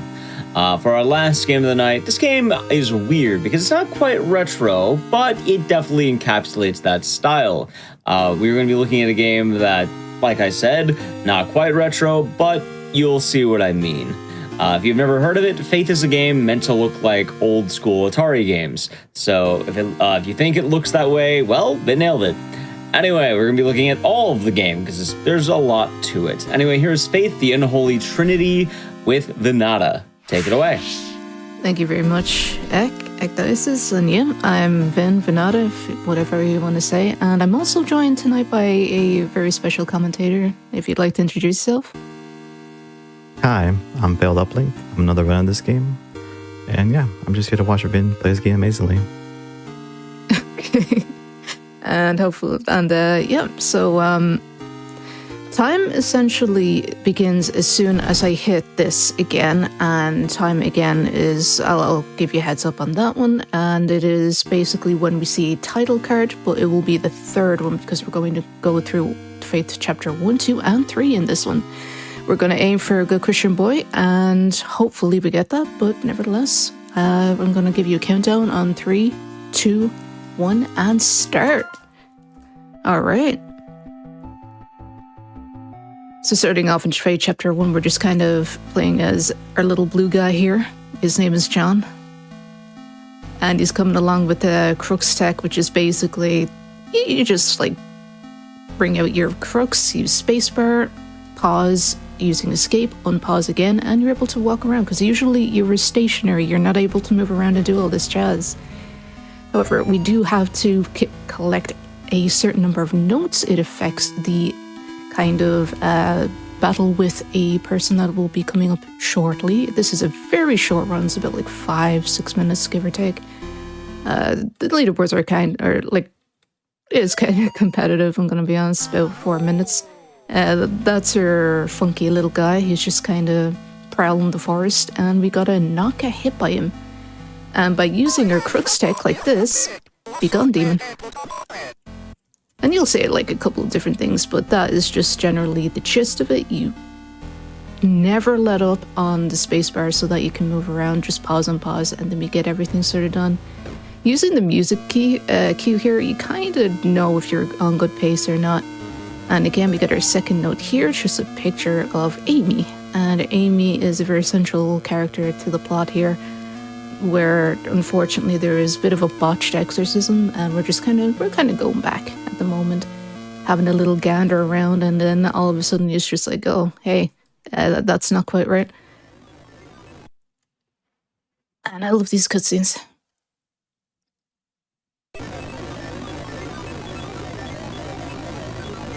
Rotoscope stuff is good. And that was the main thing that lured me in for sure. So we're after meeting Amy. She seems very nice. I'm sure it'll be fine. And this is when we're going to be doing like this. She's going to appear a couple of times, and you just got to wait and have a look for which one is kind of flashing. The other ones are pretty stagnant. They're just going to show up and just stay put, like nothing weird about them, even though it is just like, hi, here's some ghosties. But nevertheless, and we're going to like very specific points. We're going to go to very specific points, just kind of by the duck here, and you're able to get that done. Hi. And then you go up to where the drawer set is here. Again, you got to use your imagination for some of this stuff, because it really does encapsulate the old kind of Commodore Atari 2600 sort of style. You got to use your imagination to make sense of some of the imagery. But, for other things, it's pretty straightforward, like this. So this is Amy. She's just hanging out in the attic, and there's a couple demon friends. Pretty nondescript, just some shadows, and don't worry about that. We're going to be able to stay here for a couple more seconds, and then he does a little wiggle. Are you kidding me? That's unfortunate. Oh well. Very unfortunate. And anytime you do like die, usually John will be looking like towards the screen instead of like at the character that you're trying to engage with.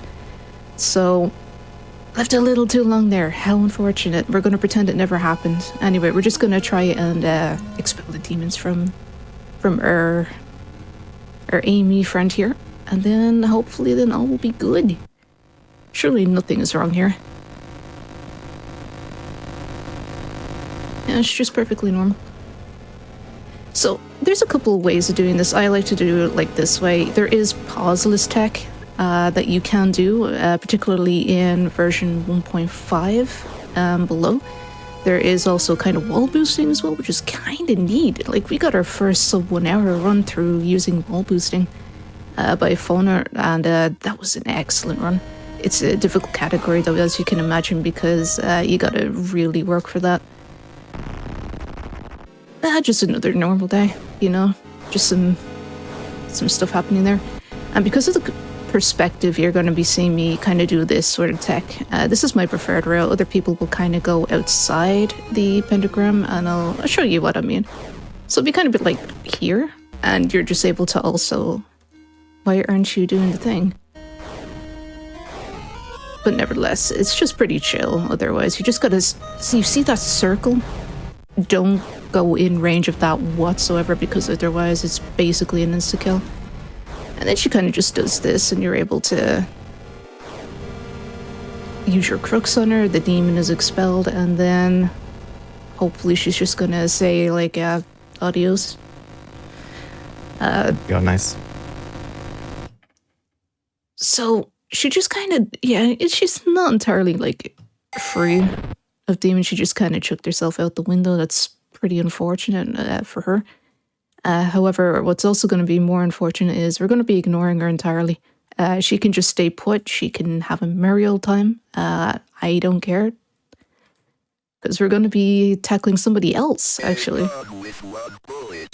So there's a little dude, you know, just kind of going through the forest, kind of attacking John just every so often, called Michael. And Michael takes a pretty nice little... He takes a nice little cameo here. Night night. And that would be the... Bye, Michael. He's definitely long gone from this world. However, I am going to pass it on to Dices, because I think he wants to say a couple of things. Because we're going to be entering into Chapter 2 now in just a minute. I'll have more to add on at the end of Chapter 2, but I do want to say something here, which I guess I do have a couple things here. For one, I do feel bad about the one death on Lisa, because one of the worst feelings of Faith is when you practically have the GCB, but you decided to do a no reset on Chapter 1. Yeah, generally that would be the case. However, we're just going to go for true ending regardless. It's, again, unfortunate, but it's going to be marathon percent now. Absolutely. It just, what's the word? I felt it's like kind of like the pressure goes away because, oh, I don't have to do it anymore. But then you play out of your mind in Chapter 2 and 3, and it's like, wow, I kind of wish Chapter 1 didn't Chapter 1. And sometimes you kind of that feeling. Yeah, exactly. You can also kind of mix up perspective sometimes because of the retro style. So you think that you're not going to get hit, and then, shoot, you get hit. It's kind of one of those things, sadly. However, we're now playing as a Father Garcia. So, don't worry. The basement is fine. There's nothing wrong here. Don't worry about it. We're just gonna interrogate Michael. So this is going to be taking place before the events, somewhat behind Chapter 1. Like for the this is a good example of that, but then also it's gonna kind of go back and forth. You never really know what's going on. It's not a very straightforward story in that regard. You can kind of put pieces together, little pieces of the lore, and it's pretty fun. And we're just gonna get some demons out of this guy.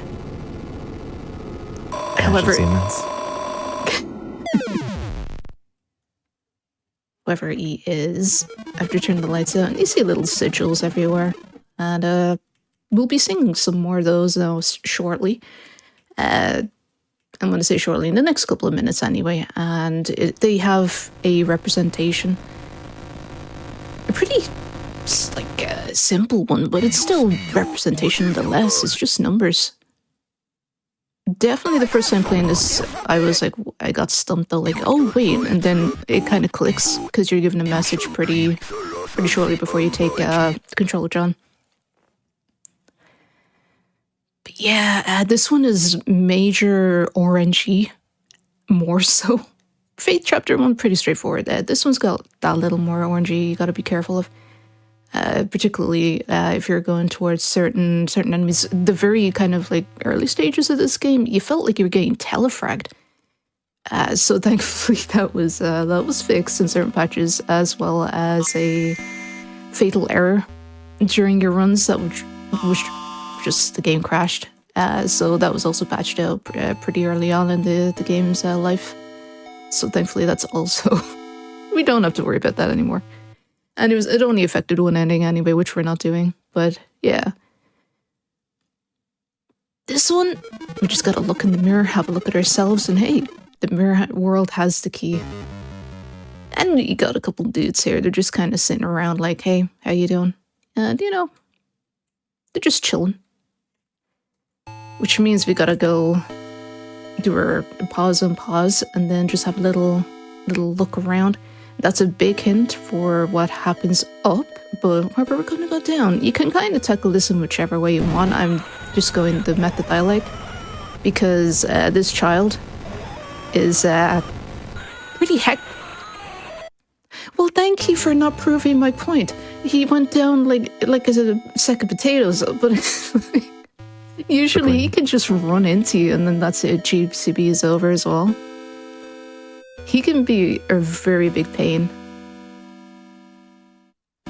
And as we saw earlier, there were little guides sort of saying, you know, go left, right, up, left.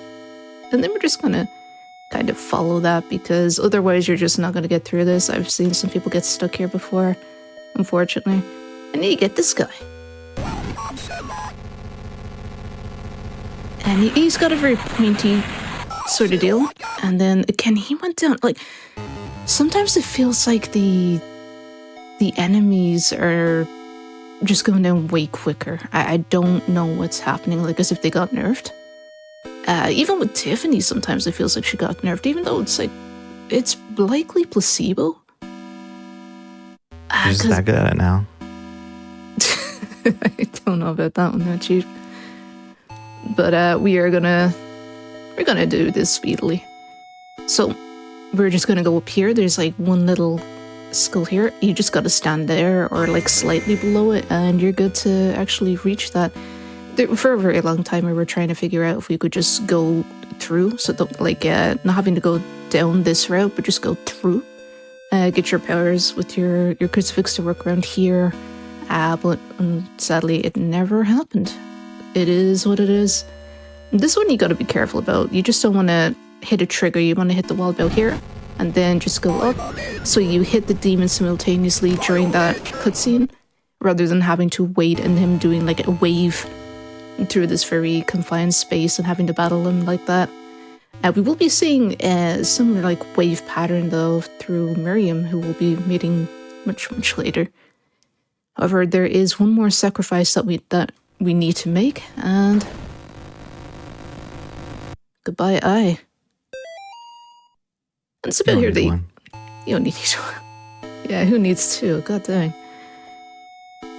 Sometimes I like to try and set up a pattern so that when I hit the chime, I do like this, and we get through. Okay, cool, nice.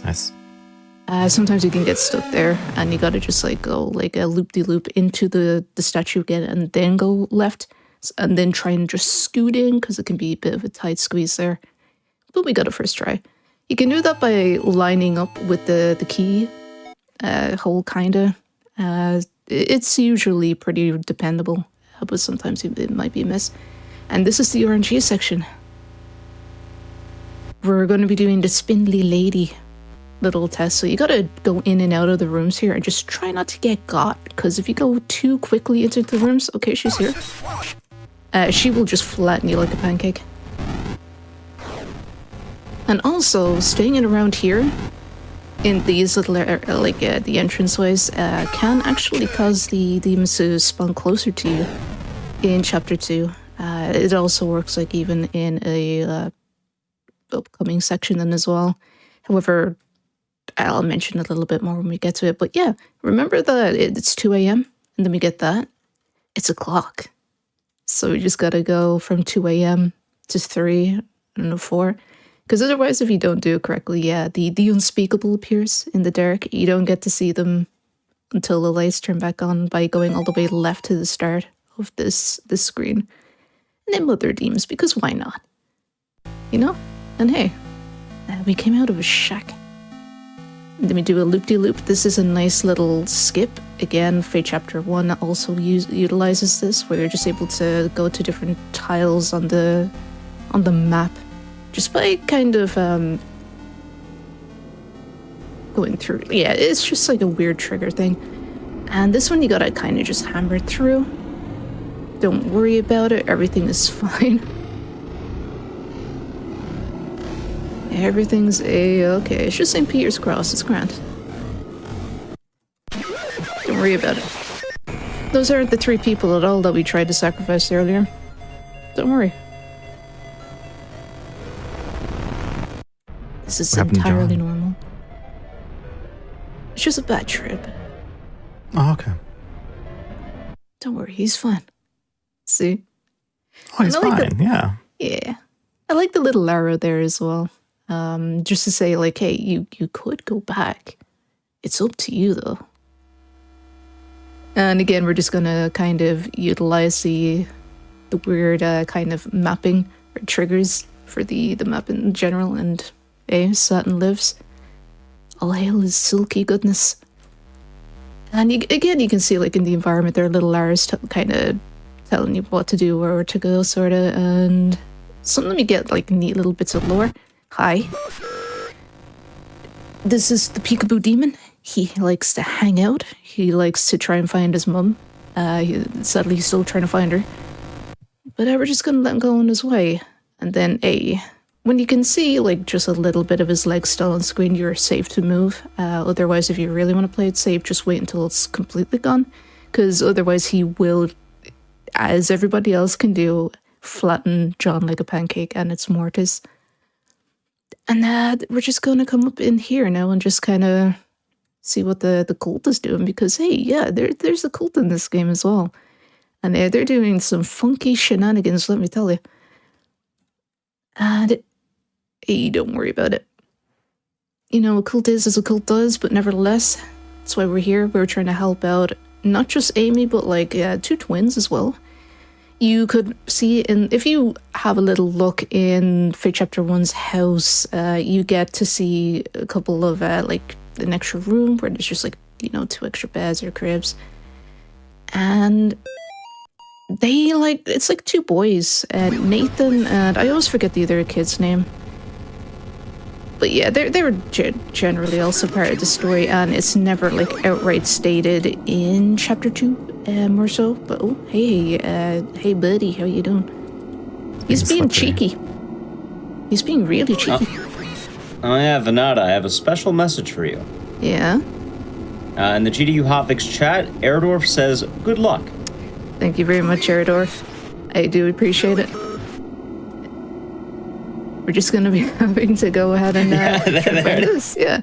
Oh, hey, there's the twins. And as we're just going to follow this cult dude up here. They're always dressed in red, as you can learn by the little snippets of lore.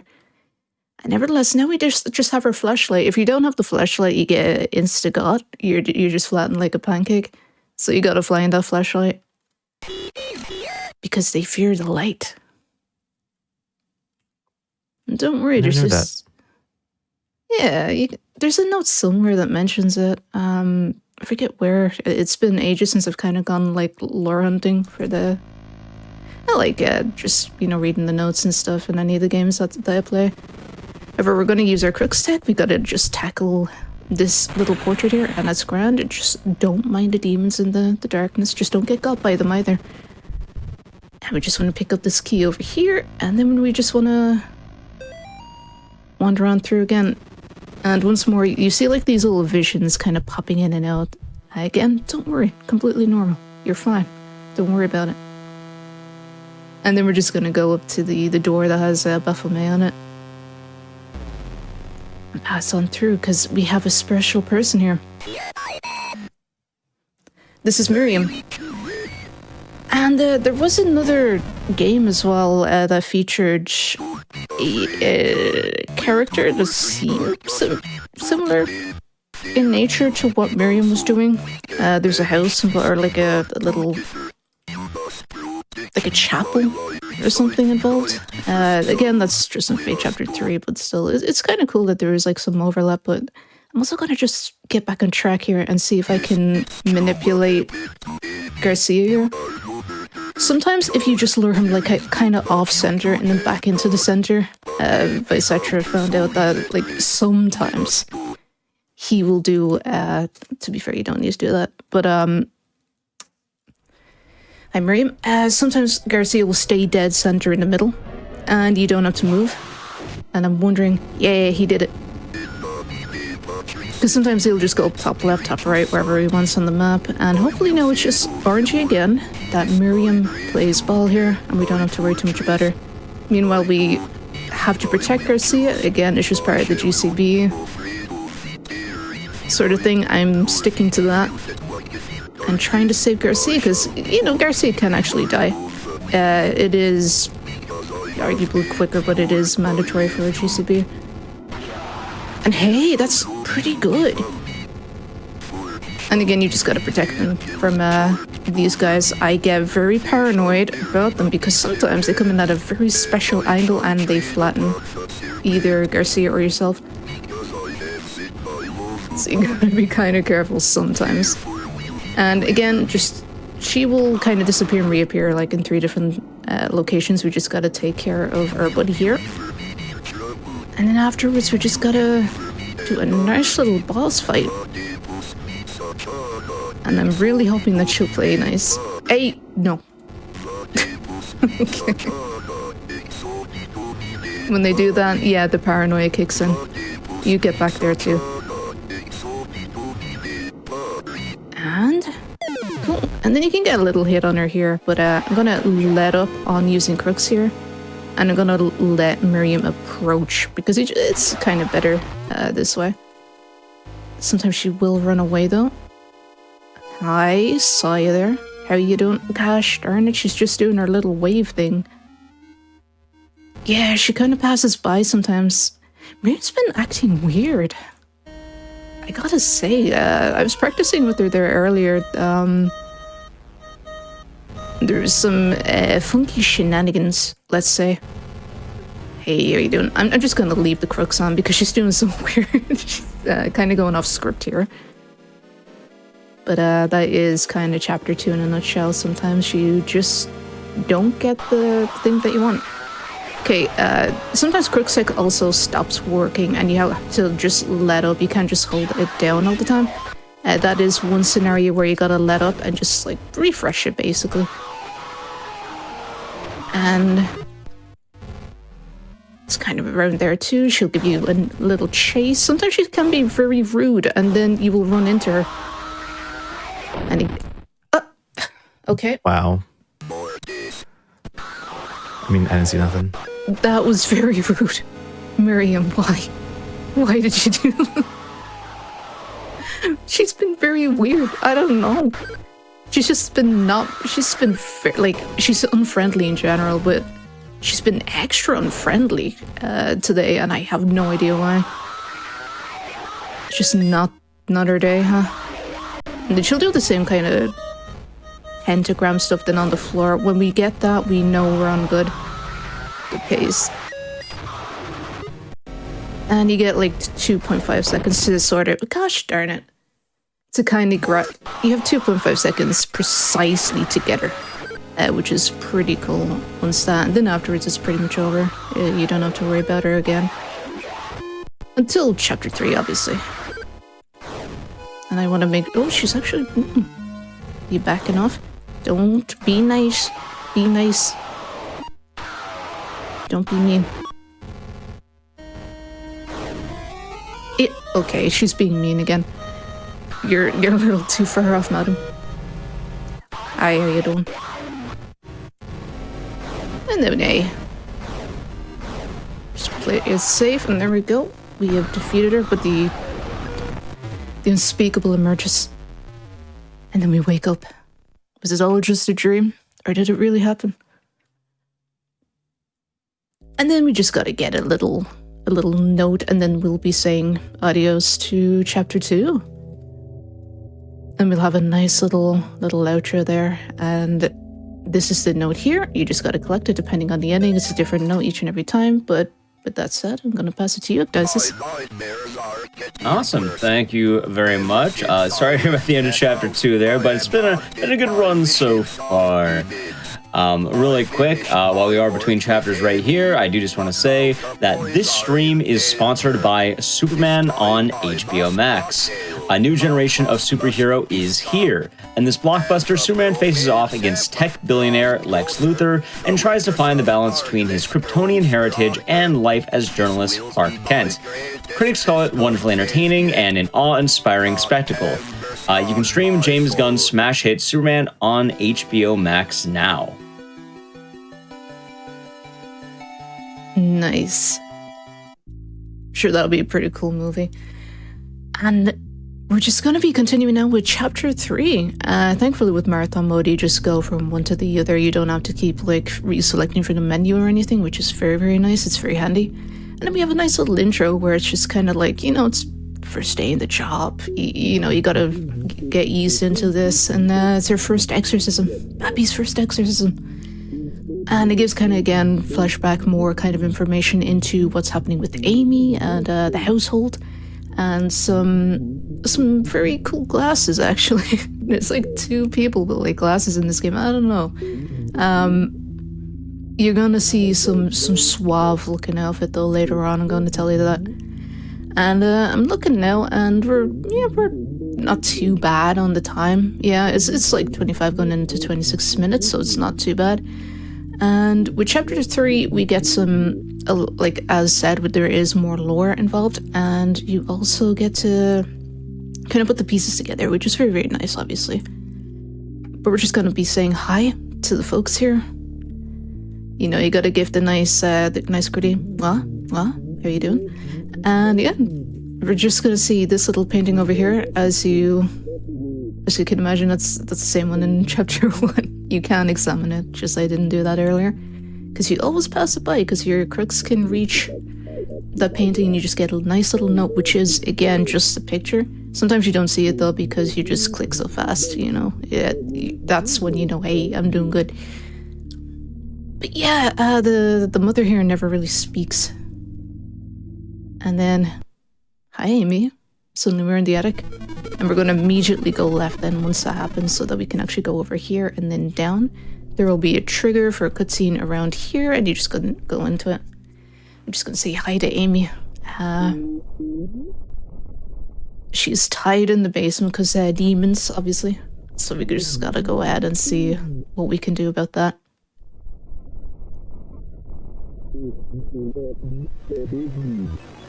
And a nice bit of Latin as well. We did find out now, because thankfully we can also play this in Japanese now as well. Japanese voicing, Japanese text, obviously. And we did measure running that version against the English version. However, it's about like 0.22 seconds faster. It is faster, but that's if you just want to be really competitive. But overall, there's no real difference, so you can just play in whichever language that you want. There is also a Polish fan translation, and I think there's some other fan translations as well, which is really nice, obviously. So you get to enjoy the game as well. However, this is when we're kind of going to be using the camera more often. We're going to be going to 3 separate locations, each of them obviously having their own deal and are like little secrets that we have to uncover for a true ending, which is what we're aiming for. Yeah. Venata, question. Would you happen to know which version of the game this is? This would be version 1.666. So this is the latest patch. So you get to play in Japanese and you get to play in listen to the Japanese voicing, then natively it is in the game. Whereas prior versions, it was all just fan translations. You get a little icons there, but we're just gonna ignore them for now. There's a nice little crowbar up here though, and I want that one. However, if you are going to run this game, I would recommend version 1.5 because just a couple things got patched out, and because I was trying things out and it's just like, oh, that's interesting. So we can no longer wall boost. We can't use pauseless crook stick anymore. But nevertheless, like pause it, like we can just pause and then we just carry on. It's fine. And this is, I think Jeffrey. Don't worry. We're just gonna immediately go over here. You can do this like by the skin of your teeth. If you let Jeffrey kind of just stay like in the middle, up beyond. I'm just gonna turn around because I wanna have a head start on getting out of here. But yeah, this is Jeffrey. Jeffrey is taking care of everybody, as you can see. If you really want to chance this, you wait until he's like in the middle and I'll let you know when that is. It will be as he's approaching it now, and it will be here that you just kind of start legging it and you can get out of the room by the skin of your teeth. But over here, as soon as he crosses in past that curtain, you're pretty much good to go. And there's a lot more patients, let's say, that Jeffrey's been kindly taken care of, and we're just going to hide amongst them over here. And as you can see, there's also the icon upstairs, and you can see it here again over the door, so that's kind of a little bit of an indicator, like, hey, there's something here. Initially, when we were kind of figuring things out, then as well, it's just like, hey, you can get back on this thing. And just like, oh, shoot. Did I just like accidentally self-lock myself? No, I was, and everybody else was just onto something and eventually found it. But it took a while. When Jeffrey's here, so just past the second patient in the hallway, you're able to just scoot your way over here. And we get a little hand. A nice little hand from the police officer that was outside. One thing also that I noticed, you can go through the stretcher here now, which is quite nice. And immediately just turn left. Yeah, because usually you just have to go around it. And so it's just like a little tiny bit of time save. We're just going to do that. Get our crook sec. And I'm going to do a setup here. And hope that is right. And then here. And then we just got to wait for the officer to do his thing. And if we get it on good, we're one bullet short. If we let him approach a little bit sooner, we would have gotten that extra shot in and he would have been pretty much toast. So it's just kind of a matter of working the officer. Yep, there we go. To take care of Jeffrey. And you don't have to approach the door, you just gotta wait for this cutscene to play. And we're just kind of breaking our way back out of this place. And then the hippie set fire to the police officer's car, because why not? Anarchy, am I right? However, as mentioned, there are some like weird little signs and symbols down here, and I want to take a closer look. And also, just if you're interested in lore, there's like little things around like the... Yeah, we're going to get back on this. You can just exercise random stuff to get like little notes. You get to learn like Jeffrey's name and whatnot and what they were really doing in the, or at least hints for what they were doing in the clinic. And we're just going to wait here because we're going to be doing a ritual. There's a message here earlier. It's gone now, but we've activated the ritual now. And this guy... Sorry? I say I love this guy. Oh yeah, he's got some moves.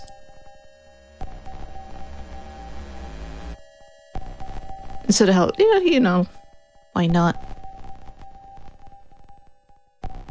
Nice little Rorschach. And then down the stairs. I'm surprised he gets up the way he does. And we just gotta go say hi to somebody who's been kind of hiding in the basement. Don't worry about the noises, it's fine.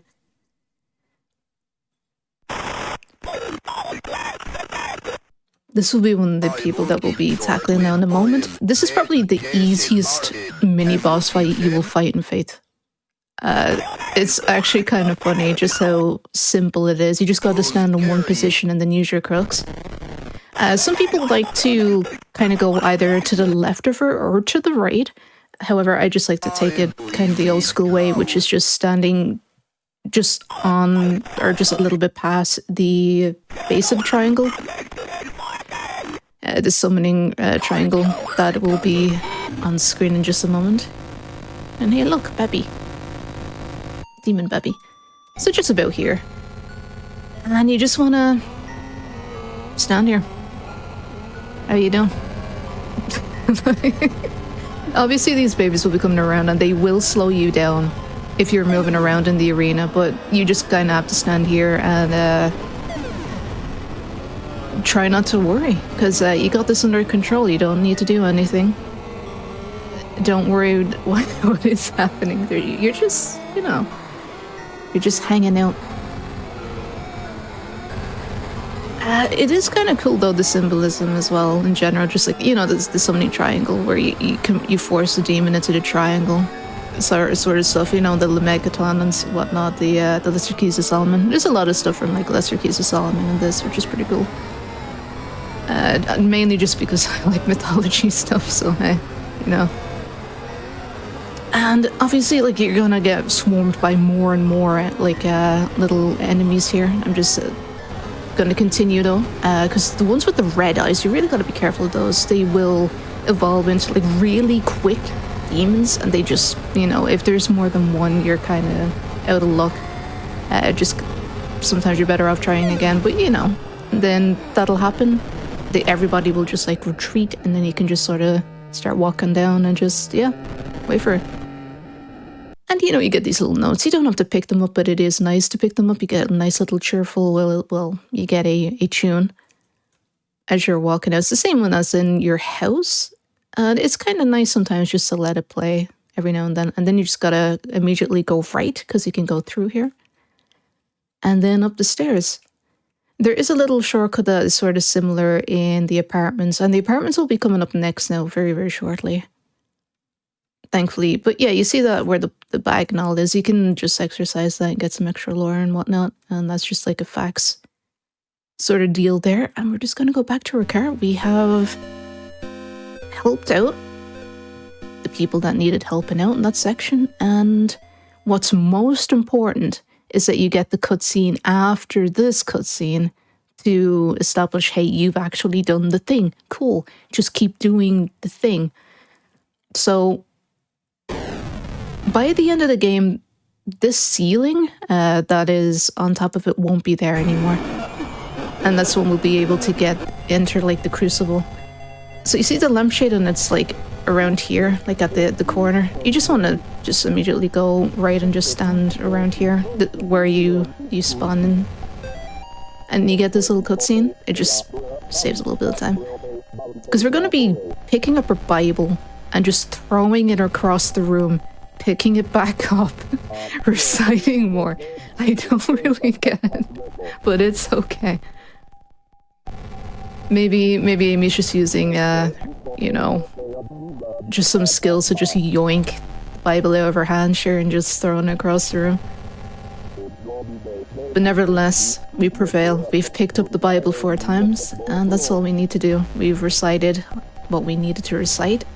Everybody's kind of coming down, checking out what's happening with Amy. And these people are gonna then follow us. Our parents are gonna follow us back upstairs. Don't worry about it. And perspective matters. So you can just go through there when you really think like, oh, I gotta go higher around the pixels in order to get through. Nah, you don't have to worry too much about that.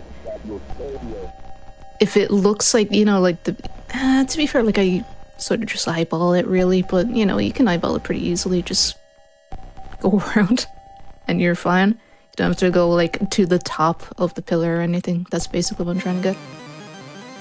Hey, pair up. We're super John now. We got a gold cross. It's very shiny. Wow.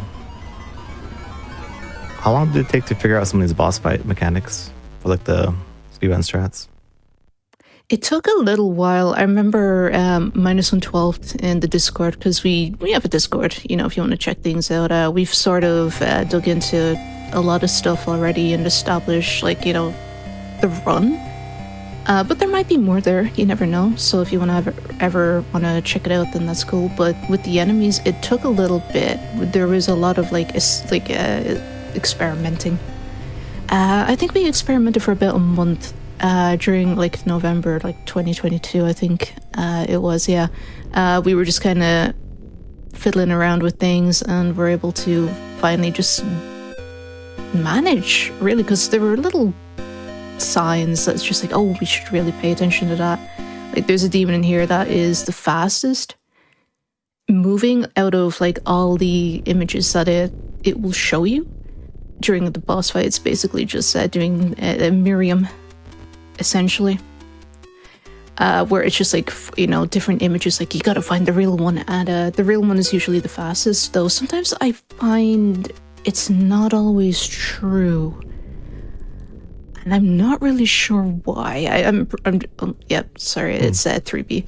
But, yeah, there were little signs, thankfully, that we were able to follow, like, especially the Madame in Chapter 1, like, kind of flashes rather than just staying still, for example. So that was pretty cool. But with the phone, also established the Gary Shuffle. And that's just kind of like going like this, a zigzag in under that boss fight, and it's really cutting it thin. You can get flattened pretty easily, but when you get it, and you feel pretty well achieved. Thankfully, also just when you're going through the elevator, you can hit down on the left, and you'll have your cursor on the opposite side automatically, so that's pretty nice as well. And we're just gonna go, like, initially, like, we had somebody named Lisa write to us, and she needed help. However, we're a little late. We're fashionably late to the party, so everything's kind of gone to hell in here. But nevertheless, we just go out here, and again, like we kind of did with the patients, I'm gonna call them. You can just go through them, and again, it's minuscule worth the time save, but it's cool to just kind of get into the habit of. And now, we go to the 10th floor. Because we got a nice little key in there, and somebody was on the TV, like, hey, ma'am, on TV. That was Tiffany, I believe. I initially thought that was Amy, because I didn't know that there is a slight color difference, so you get to establish which characters who, like John Blue, etc., like Garcia Gray, but Allred, Father Allred is also gray, so sometimes you can get them mixed up, which is, honestly, I think it's kind of cool. Just means you gotta pay attention. And we're just kind of testing our faith now by sending that away. So we have absolutely no defense now. We just gotta walk and just hope that nobody's gonna tackle us or anything. There's a lot of demons, so as you can see, blocking our path. When you go in here, you just want to press, like, immediately just press first floor. Because it doesn't matter what floor you press, you're always gonna go to the same floor. It's just scripted to send you down to that one floor and give you a nice little cutscene. Sometimes if you keep entering in and out of different areas, there might be a little dude that you see. He will not be very friendly. You'll have to use your crooks on him, but again, it's a little secret for what you can do. And it's scripted in this game during Halloween to show pumpkins around here, which is very pretty, I think. It's quite nice. And we're just gonna have to kind of trail around in, like, the dark here. Again, it's kind of like a memory game for this section. So when you take a picture, there is a chance, like about a 1/21 chance of, I say 1/21, but, you know, it could be different. That was just for my experiences only. You get transported either to a attic, which you gotta just kind of take more photos off and exit. And otherwise, then you get an image of Malphus, which is kind of like a weird open-mouthed entity that will appear on your screen. Sometimes you can get very unfortunate, actually, where you get them both in a row. So that's why I try not to use the camera. It's always good to kind of just, like, learn where you gotta go. But, hi. Where and what, huh? Okay, cool. We're still in the room, and we also did not actually get, we didn't activate Malphus or the attic or anything. We just got to go through here. And I think it's right. No, it's left. Okay, thank you very much. There are demons blocking our way, thankfully, for a very good reason. Like, hey, you got to go that way. And we're just going to go down and around. Again, it's completely silent, but yeah. If you stay in one of the rooms, actually, there's a nice little, like, I say it's nice, but it's just because it's neat. You will get a little, like, sound clip just playing. And it's not retro styled at all, I'm going to say that. It's very cool. Check out just, like, staying in around the rooms. Stay still for about, like, 2 minutes and an audio file will play. And we're just going to say hi to the peekaboo demon. Because, hey, you know, it's been a while. It's been a whole chapter. It's been a while. And we're just able to use our camera here, actually. You don't have to worry about being transported to the attic. You don't have to worry about getting images of, or visions of Melphis in your mind's eye or anything like that. And also, we're just going to try and eyeball this. There was a time when that peekaboo demon was able to go through these things.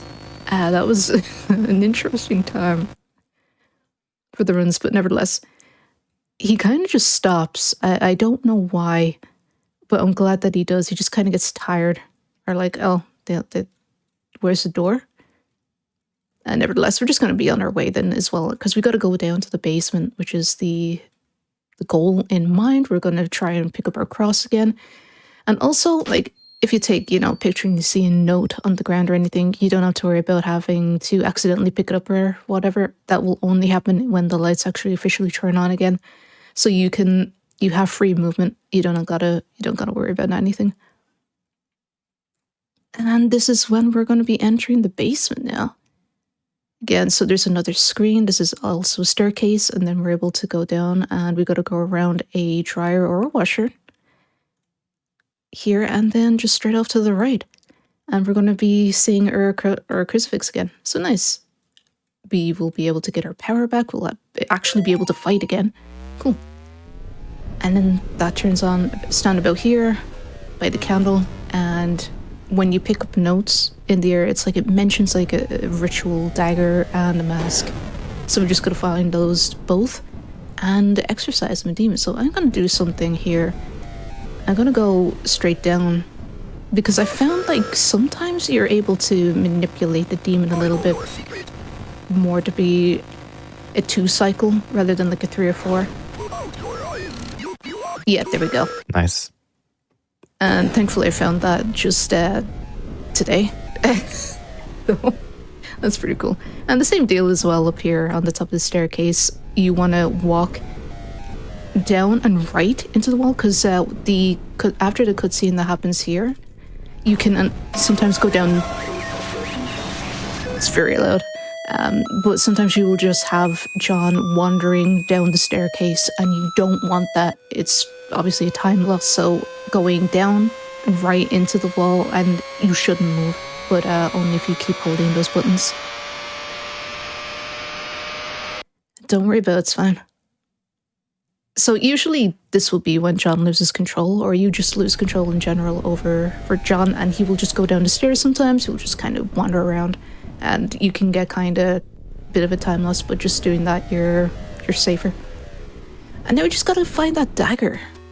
And that should be on the 2nd floor then. And then once we do that, we'll be able to actually go to floor 5, which is where Lisa said in one of the notes, that's where she is, that she lives in 5A. And thankfully we have a nice little guide here with the candles and everything. A nice little setup. It's very nice for whoever did that.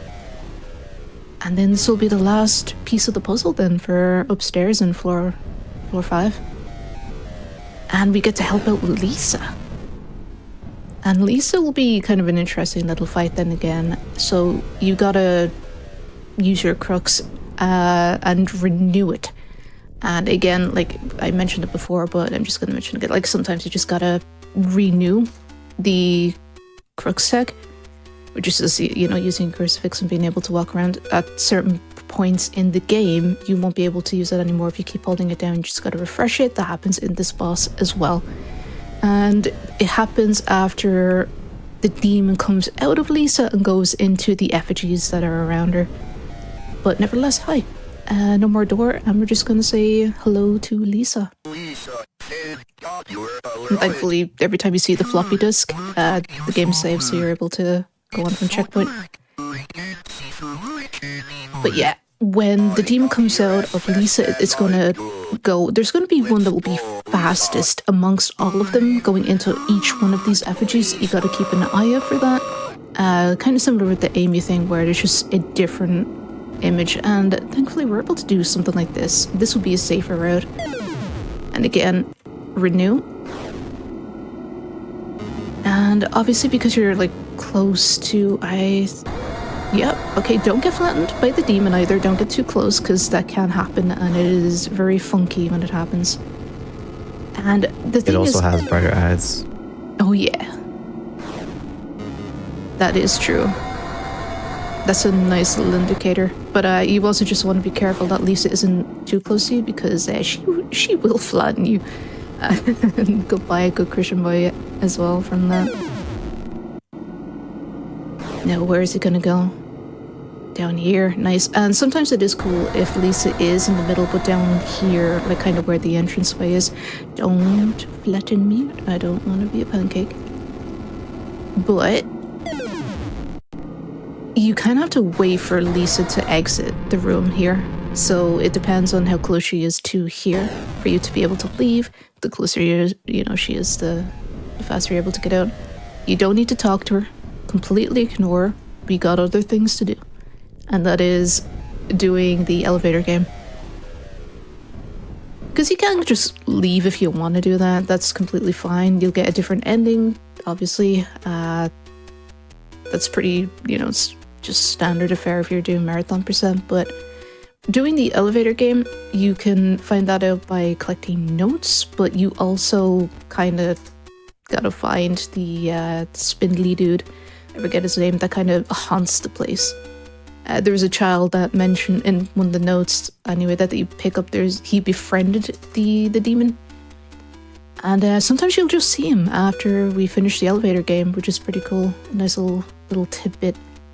So we go to 6. And we're just gonna press buttons for fun. Because the elevator game was a Japanese urban legend where if you just press certain numbers, you'll be transported to another realm. And they say if you get off, you can get off and just see like this other realm, but you might be trapped there. But if you just want to tap out, you gotta press it. I think I don't know which floor it is actually to stop the elevator game. But yeah, this is the urban legend, and it's cool that stuff like that is actually in this. It's a little memey, obviously. I like the humor in this game, and I like that it involves like little things like this, because you find it out and you're just like, oh, for goodness sake, that's actually a thing in the game. It's fun to find out. And the elevator game, you don't get off on the 10th floor, but however, you just gotta also watch out for somebody that gets on. Hi, you actually appeared. Sometimes she doesn't appear, sometimes she does appear. If she does appear, it used to be a sign of good luck until it was no longer a sign of good luck. But that was Turbo 4, to be fair. Turbo 4 with So I have a question for both of you, both for Vin and for Failed Uplink. Have either of you actually played the elevator game? I haven't personally. Yeah, like IRL. It's a fun concept, No, but I haven't done it, no. So Probably for the best. It's like playing like Bloody Mary or something. I've actually played Bloody Mary now. That was a lot easier. You don't have to go to an elevator with 10 floors. I'll be worried about upsetting someone else who's already in the elevator. Also, for anyone who doesn't know, the elevator game was the puzzle there. It's a real game. It's like you're supposed to push in a certain order, and then you go to another world, which is this. Yeah, exactly. And this is what the fighting demons realm. But yeah, this lady cut her face open, and then she became this. And she's been like eating souls of kids and whatnot, so we gotta take her down, that's not very nice. She really liked Gary, though. We'll find out who Gary is later. And he's not as intimidating as he makes himself out to be, thankfully. Tiffany, way more intimidating. This fight, whew. Funnily enough, this used to be the boss that, like a mini boss that I struggled with, but I struggle now more with the Mist Demon than Tiffany half the time now. I don't know what it is with that fight in particular in Chapter 2, but yeah. Hi, how you doing? Welcome to Birdie. And you can get kind of close. And I'm gonna lure them up here. Oh, thank you. We might get to... There you go. So Tiffany was very nice on letting you see the little skip that you're able to do. You can do this on any side of the arena here. However, if you're going like down, you gotta be careful that there is an entryway to get stuck on, and Tiffany will flatten you. And sometimes if you're doing this, you gotta be careful, because sometimes she will spawn out of bounds, and you gotta kind of wait for her to get back in bounds before you can do anything. Like, do any of this. Like that, she might do that, and you gotta be very careful. But I'm gonna let her come back inbound so that we're just sort of playing it safe. Because if she is out of bounds, unfortunately you gotta like wait about like a minute or two before she's back in, and I'm gonna get a little more careful here. After about like 4 or 5 times of doing that, like 4 times in particular, she gets very aggressive. She gets very aggressive. I might be in trouble. Okay, cool.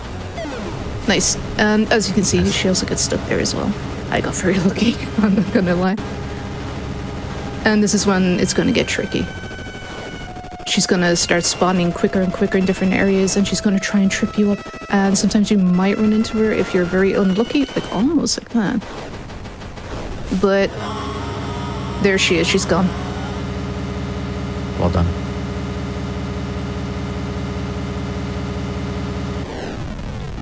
But it's not over yet. There we go. And you kind of know that it's not over yet because you won't be able to pick up the note, actually, if you reach it. And then she's gonna get you. Hi, there you go. That's the elevator friend. That's the name. Elevator friend, and a kid. I don't know if his name was Timmy, but Timmy was very unwell. I'm just gonna call him Timmy. Timmy was very unwell, and he befriended the demon, and now he's with the demon forever. The whole meme with this game is like there was no floor 7, but we're on floor 7 now. You can't access it by staircase or by the elevator usually. If you keep pressing 7, elevator friend will appear. But sorry, I interrupted you. Oh, you're good. Alright, we're just gonna leave now. We have solved this section's little issue. And you can get back in the car just by going in there. You don't have to like go around the car to the other side. You can just go and enter in either side. 2 doors, you know. Thankfully. There was a point in time it's just like, oh, I gotta go around the car, and she's like, no, you don't gotta do that at all. But yeah, that's another seal that has been taken off now. And there's just gonna be a nice little, well, sequence here where it's just kind of like dreamy, and you can kind of hear like the sounds of like a, you know, like a submarine, I guess, like underwater, like that. What is it called again? The things that they use like to scan. I forget, but you get little sound effects like that, or like some kind of like a sonar. A sonar, yeah. Thank you. You get those sorts of sound effects during these dream sequences or like little interruptions of gameplay. And sometimes now you'll see a lady, and that lady is Meredith. You don't want to run into her because you'll get a little cutscene, and it's just a bit of a time loss. We get to speak with Amy again. And you're kind of getting confused then, because even in Chapter 1, you can find a secret little note in Mirror World after defeating the Mirror Demon, who's also actually in Chapter 2, depending on which ending you're looking after. But yeah, you kind of start like doubting yourself. Is this actually real? What's happening? Everything kind of mixes in together, and it's pretty cool. But yeah, she's just kind of like trying to intimidate John, because Father Allred's gone. You know, it's up to us to sort of deal with the issue of Amy being possessed. But nevertheless, I'm sure it'll be fine. What could go wrong? Absolutely nothing. Nothing at all. We get the nice little gold crucifix in too. And I guess it's a little bit of lore when he, like, how he gets the gold crucifix in the first place. But again, you don't know. Did it really happen? Also, one day till the profane Sabbath. What happens on the profane Sabbath? Only good things. Only good things. Oh yeah, be careful to go in underneath this door here, otherwise he says, I'm not going in there. And you gotta wait for that little sound clip to end before you can move again. There's a lot of letters there, but we don't read. We don't want to read. So we're just not gonna go. You can go in under the base letter there by the plant. And I don't know how to get that consistently. If there was a way to get it consistently, it'd be a tiny bit of time save. It wouldn't be a huge amount, but it'd be pretty cool to have that more consistent. There's a nice little cutscene if you go out the door there, by the way, just in case you may not have played this game. There are neat little moments in this, and some of them are pretty funny, and that's one of them. And we're just gonna go in here because we're trying to follow the cult. We're trying to stomp out what they're doing. They're trying to bring the unspeakable, bring them down. And these notes are little pieces of information because you got a puzzle here. Again, we're just going to use Crookstek.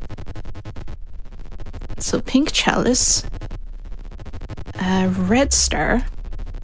Then you want bluebird and orange moon. And then we should be able to get this little passageway opened. There we go.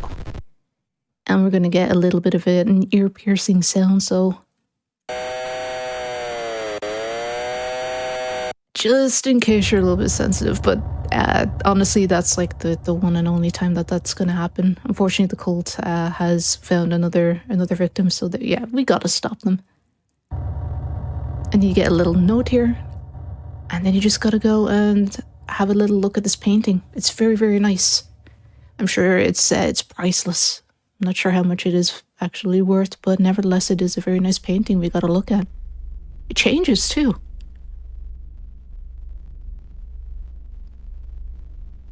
And we just kind of have to look at it because this is Miriam. This is the person that we fought in chapter 2 at the very end, who basically stomped on us when they spawned in. So thank you, Miriam. But yeah, nevertheless, we get a nice little scene for what's happened to Miriam. We get to see her true self, I suppose, rather, you could say. And she just kind of, okay, bye-bye. Night-night. And then we get to move. And there is a little thing here that I'm just gonna turn on Crookstek for this. Get to walk around and not get flattened into a pancake. Because sometimes, you know, you might accidentally wander into this too, but you can go around them pretty safely. And there's little... you can mess around with these chairs, but you can't solve the riddle. Which is sad to say. And I believe this is, what is it? Baal, Urduk, and another demon. And you just want to get, like, grab 3 and then grab 2. Because you're gonna be going in and out of this room. And you want to stay on one side of this line here. Doesn't matter if it's left or right, because this guy, you want to run into him. And depending, if you're too far away, then it's just a little bit of a time loss. Being quicker to run into him, the better. And we just have a nice little trip here. Nice little arrangement of, like, imagery. And don't worry about it, it's fine. Everything's okay. But this little chapel in particular, that is in another one of Erdorf's games. I don't know, again, if it's related or it's just coincidence, but who knows. It's a fun little game, and I would recommend checking it out. That was on Ichia. Also, really quick, this section's it's a song reference, right? It's like King of Pain? I think so, yeah. I don't remember what... Oh, it is King of Pain. Hey, okay. Yeah, it was confirmed in chat. It is King of Pain. You know, I've never heard the song. It's not bad. It's not I have bad. something to do after the show. Yeah. It's nice. Nice little bit listening. Have you heard it, Failed Uplink? No, I don't even know what it is.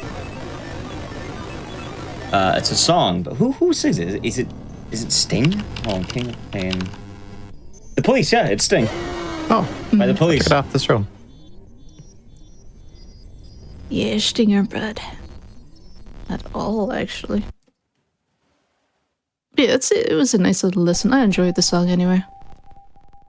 And then we get that sonar sound effect again, so it's just like, yeah, is it happening? Is it not? I don't know. And don't worry about exiting the door. Just look at this plant. It's very interesting. Because you're basically just crossing a threshold for this cutscene to play. And there are two. You can go into the basement or you can just leave. Leaving is faster though. And then Amy says hi. She sends all her love. And then we're just kind of like in this little cold section here. And there's going to be a couple of things. Don't worry, Gary loves you. This is just an accident. It's just a lot of tomato sauce everywhere. And this is going to be a section here. This is Moloch. He wants items because. And there is a nice little skip here because you're meant to, for the ending that we want, you get these little paintings. I believe there are 2 or 3, and then just in, out, in, out, in, out. 3 times to activate a... I'm just going to call him Meatball. You activate Meatball here. And you're just going to try not to get got. I will play it. So if you can go really risky and just keep continuing... Oh, hi. Never mind. Because he will just appear absolutely anywhere, and you can get got pretty easily. Sadly. For those runs that have died to Meatball. But nevertheless... We just want to make sure that we don't bump into him at all, because he will transport you to another, like his own little like pocket realm or whatever you want to call it. And then you gotta kind of escape because you're in a straitjacket. You don't have your weapon with you. And if you get caught again there, it is game over. However, we're not faring too bad here. And you get the Rorschach as well, so it's just like, is it happening? I don't know. Hi. And then you go into different rooms and he's still there. So if you go in, I don't know if it's still in this patch because I never bumped into him, but you used to be able to bump into him during this and you get transported to his realm anyway. But yep, Meatball is done. The seals have been eradicated and therefore we can actually do the true ending now. And it's just a lot of like bird imagery because Malphus is depicted as a bird. And did he fortify towers or destroy them? No, I think he helps you build towers and defenses in the lesser case. And this little like piece of Latin basically is the equivalent of a tu fui ego eris, from what I was able to translate anyway on just your regular web search translator. It could mean something else, so like what you are, I will become. And that was one section of the puzzle. This is divided into 3 parts, so we just got to do another one. Again, go whichever way you want. You don't have to do the way that I'm doing it, but this is my route anyway, because obviously just left and do a big old loop. And those guys as well, there's a diamond pattern. You'll see anyway. I'll explain. And then we just got the Mirror Demon again. And the Mirror Demon, yeah, he makes a couple of calls. And this one's going to be close. There we go. And then we get her mask here. Because if the mirror starts getting covered up by these veins or this like weird stuff, you just can't get, you can't access the Mirror Demon and fight him. So you gotta be careful of that. And the music will kind of ramp up as you progress through the section here. However, there is now the red light, green light game that we gotta play. And you will also notice that the dudes here are actually called like plagas in the game files, but this little diamond outline just tells you their radius of detection. Hi, don't do that. Thank you. Goodbye. Because that happens. You can put 1 foot on the ground here and make it to the lantern here. It's pretty safe. So this is completely randomized whether you get a long green light, red light or not. And if you move when she sees you, you're dead. No, I'm gonna play very safe here, and we're just gonna have a little guy come along. He's gonna try and get you. Is he gonna get you? They did not. And there is a setup in the next screen. You gotta line up with like the second pixels or so of the diamonds to activate both at the same time so that you don't have to deal with them. I hate the plugins. My goodness. They have destroyed so many runs in the past. But yeah, we got all the stuff now for Moloch. And yeah, every time you pass by the painting, it changes. It evolves into a different kind of aspect of Miriam. I'm gonna just say it like that. And then we're just gonna give Moloch his offerings so that we can get into the bird section. So, in this patch, we won't be able to skip the bird section.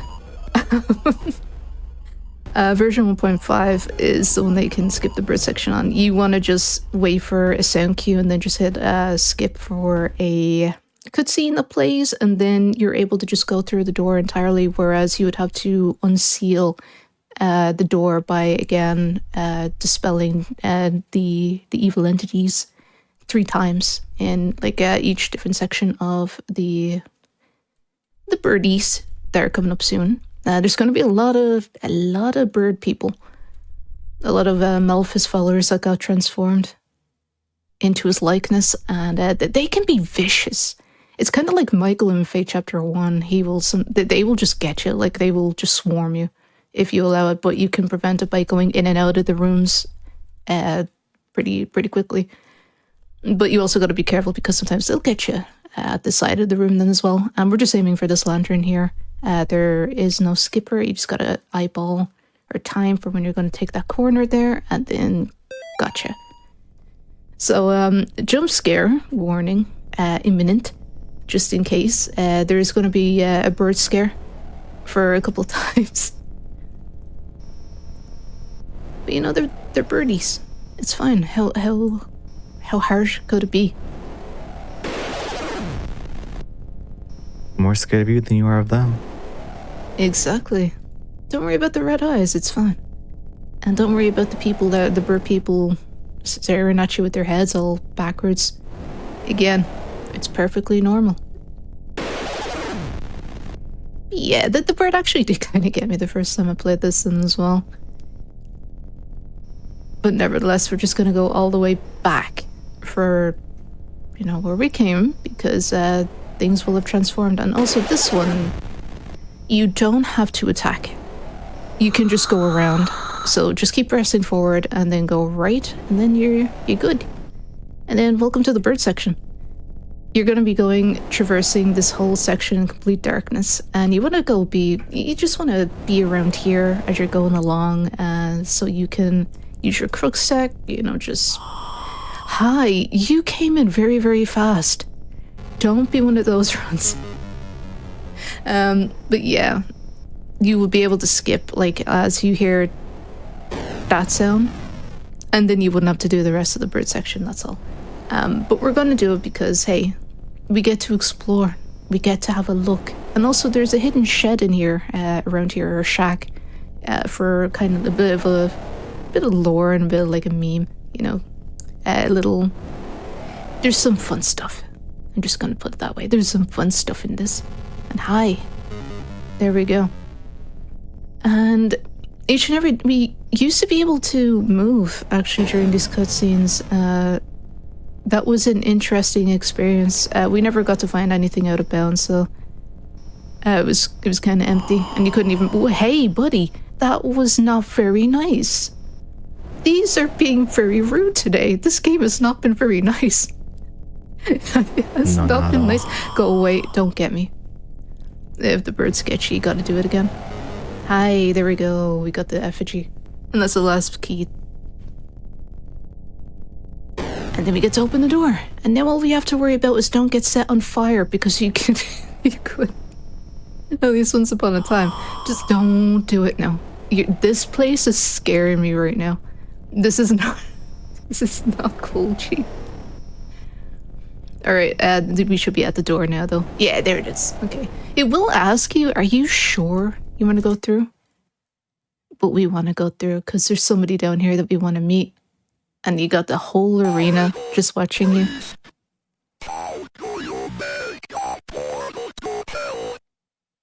If you draw one on the floor, maybe. Everybody's just kind of dancing. Huh? Do you have a favorite boss in this game? Sorry? Do you have a favorite boss in this game? My favorite boss? Oh, I mean, you could easily just say it's the final boss, but I think that's a little too easy. It is the best soundtrack. Yeah. Like, I'm just gonna go with a cliche one and say Amy, because she is the main focal point in the game. She's Sure, fun. yeah. I don't like Miriam, though. No one does. Or like Spindly Lady, because Spindly Lady, oh my goodness, she will ruin your run sometimes. Because sometimes you may not be lucky, you're just looking for that one candle in order to battle Spindly Lady, but she can be mean. She can be really mean. What about yours, though? Is it Gary? Is it Gary? I like Tiffany. Tiffany's cool. Yeah, actually, I love Tiffany as well. Especially Turbo on made me a fan. Turbo. Oh, Turbo's fun. Yeah. Turbo 4 with Tiffany was heck of a ride, though. It took me an hour and a half, I think, to beat her. And it was pretty, like, that was on the original patch as well. So you were playing the final boss in complete darkness and stuff. That was a ride. I would highly recommend playing this entire, like, marathon, but in Turbo 4. Just do it at least once. Put yourself through hell for a little while. It's fun. It is actually Maybe. fun. There's also a speedrun section as well in this. There's a completely separate game version that you can play as well. We're just talking to an angel, by the way, but I think they're pretty much a deceiver. But the speedrun version kind of incorporates all the elements of the game as well. Different like sections and whatnot, all the bosses. And I would recommend it because it is actually pretty cool. And you can also just go... what was a demon? Like there's a name, you can just tick a little thing and then all the enemies come in at you at once. Is there any way to defeat that, I wonder? Is it just purely RNG? Because I don't think you can defeat it. It'd be great, Craig, if you could. And this is the Profane Sabbath. Welcome to Halloween! Yay. Favorite holiday. And this is Gary. He's the big bad. Sorta.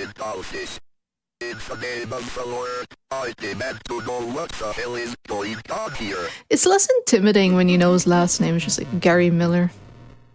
Like, I don't know, but he's pretty suave. He's got some cool sunglasses. Just a dude. He's just a normal human being.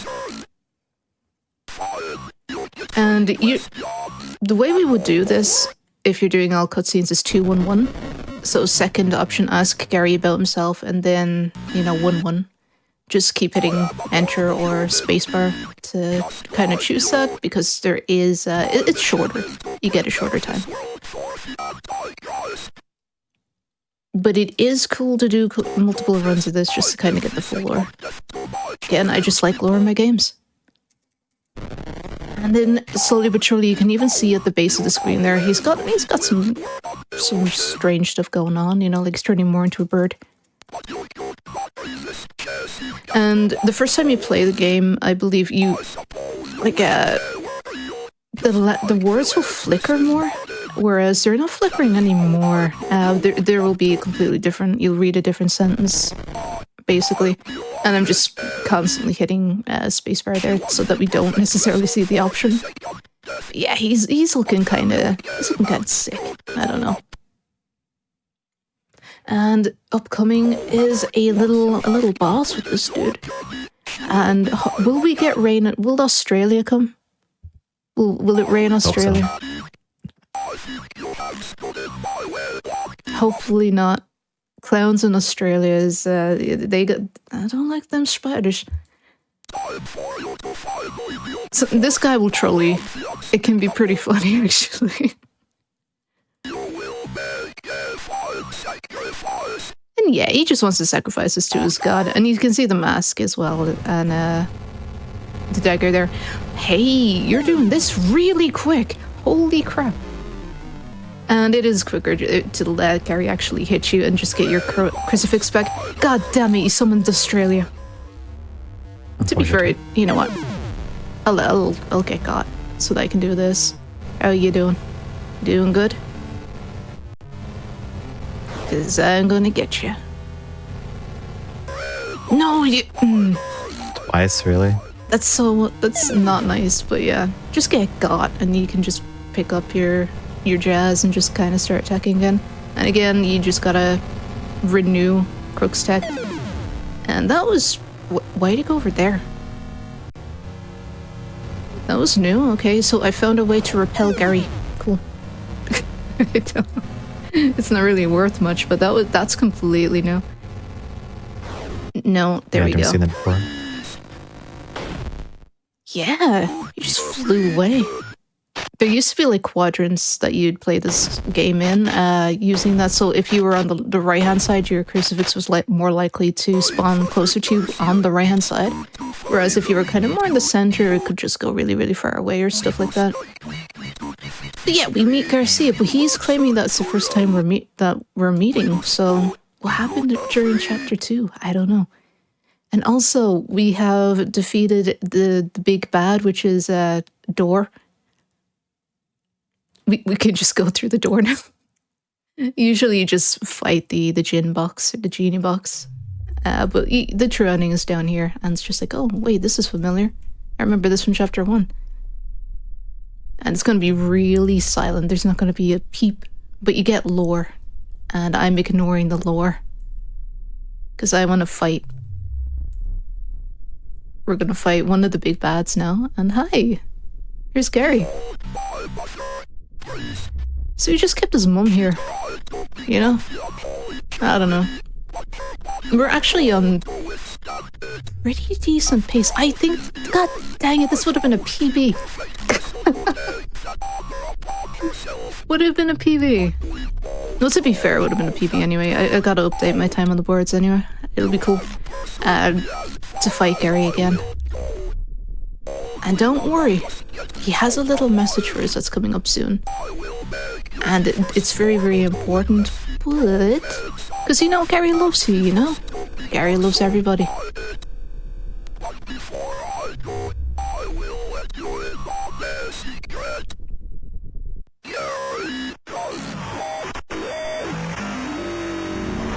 What? I know, I can't believe it. We are going to be doing a little trick here as well, if he would be nice. Oh my god. Rude, Gary. That was very rude. But you can do a thing that Funner found. It's the Gary Shuffle. Which is, you actually, again, it's just perspective. I work better when like this, but you can kind of just get in extra steps. Be careful, he will launch, and these seals, you cannot walk through them. This guy has to go through them. And then again, you're just gonna...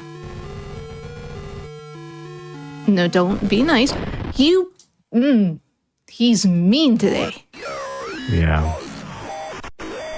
Gary doesn't love us, to be fair. It's a very rough breakup. It's a very rough one. And, oh man, I remember getting set on fire and everything in this. But yeah, alright, well, fine. We'll just be nice. Be nice. Oh, he's doing the zoomies. Very cool. And this fight in general used to take like, what was it, like 5-10 minutes? It used to be way longer, it used to be way harder. And he did get nerfed. No, don't. Be nice, be nice. Oh my goodness. Are you... Come on, there you go. There, that's what we want. So up comes along Malphus, and we're just gonna go in behind them, and then just, yeah, just gonna do this. It's completely chill. I think that if you hit the bird, you're gonna be doing more damage than just hitting our good old buddy Gary. Again, that's just theory. It could be placebo, and sometimes if you stay up top of the map here, the demon energy doesn't go into Miriam, which is very cool. And hey, how are you doing? I love that happened. Don't worry about it. And it didn't break. Okay, cool. So, I'm just not high enough. There we go. No, high as the sky. There we go. And then we just kind of do a little bit of damage. He will start throwing, like, this boss fight just turns into, yep, there we go. Just go through. And yet it is not the end, because we get a bunch of thankful, like, little saves there. But because we can walk around, thankfully, this is pretty cool. I'm gonna hang out by the wing. Because sometimes you're quite nice around the wing. Well, you used to be. Sometimes. So I'm gonna stay here. Around the wing, you're just able to avoid all this jazz. You know what? Fine. Glowy eyes. We are God mode. It's God mode. Don't worry about it. Why are you being so mean? And usually this boss will take way longer, but also don't have him touch you. Be nice. And then a ring of fire. A ring of fire. Are you serious? This is not what I've had in a very long time. This is cool. I like that. But yeah, the fact that it turns into a bullet hell is pretty neat. And we have defeated the demon. We have defeated the big bad. One might say it turns into a bullet heaven. It could be bullet heaven, actually. You're right there with that one. Because it is very fun. Oh, we're part of the cult now. We're all red. Yeah, Gary's just kind of begging now. Don't worry about it. He'll get his comeuppance.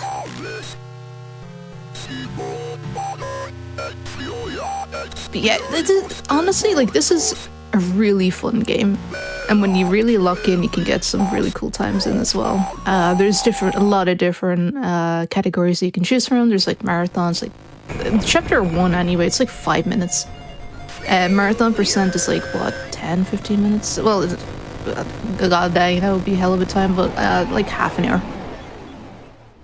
And there's a bunch of different things that you can do with the runs on and again, version 1.5 is pretty much the good one. But yeah, Amy's back. And we're actually able to save her now. This whole time we weren't able to help her, but now we can.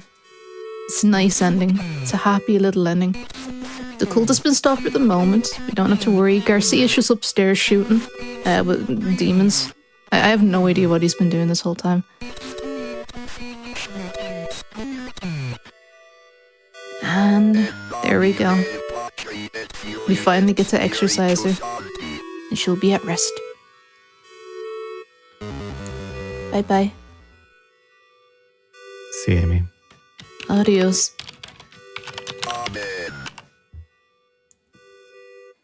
And then we just kind of like regroup with Garcia's and kind of figure stuff out. Again, I don't know what he's been doing this whole time. And everybody just, everybody kind of got here. Don't worry about it, I suppose. And then we just kind of go back. How did Garcia get here? Did he just walk?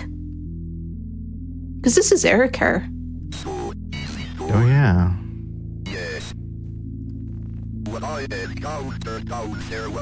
Yeah. I don't know. Still one more important choice, right? Yeah. What's it gonna be? Tiffany or Garcia? Are we gonna... There's only one choice you could really make. There is, yeah.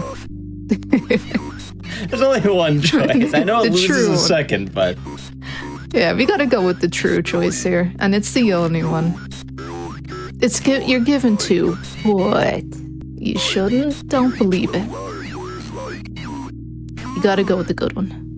And then just Lisa pops up out of nowhere. It's just like she just had a cigarette in the apartment. She's like, I'm chill. I'll stay here. It's cool. You can have an optional dialogue with her, obviously, where it's just like, hey, do you wanna stay at mine? And she's like, no, it's cool. So she stays in the cult-ridden place. What? But yeah, now it's just like, hey, do you wanna live with me? I love you. We just wanna, hey, we can fight some demons. Or we can go on. There you go.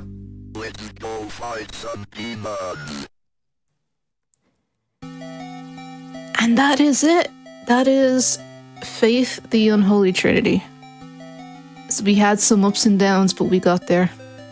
We made it.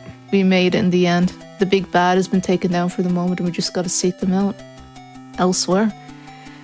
So, with that being said, I'm going to say thank you very, very much for having me on board here. It was a great time, as always.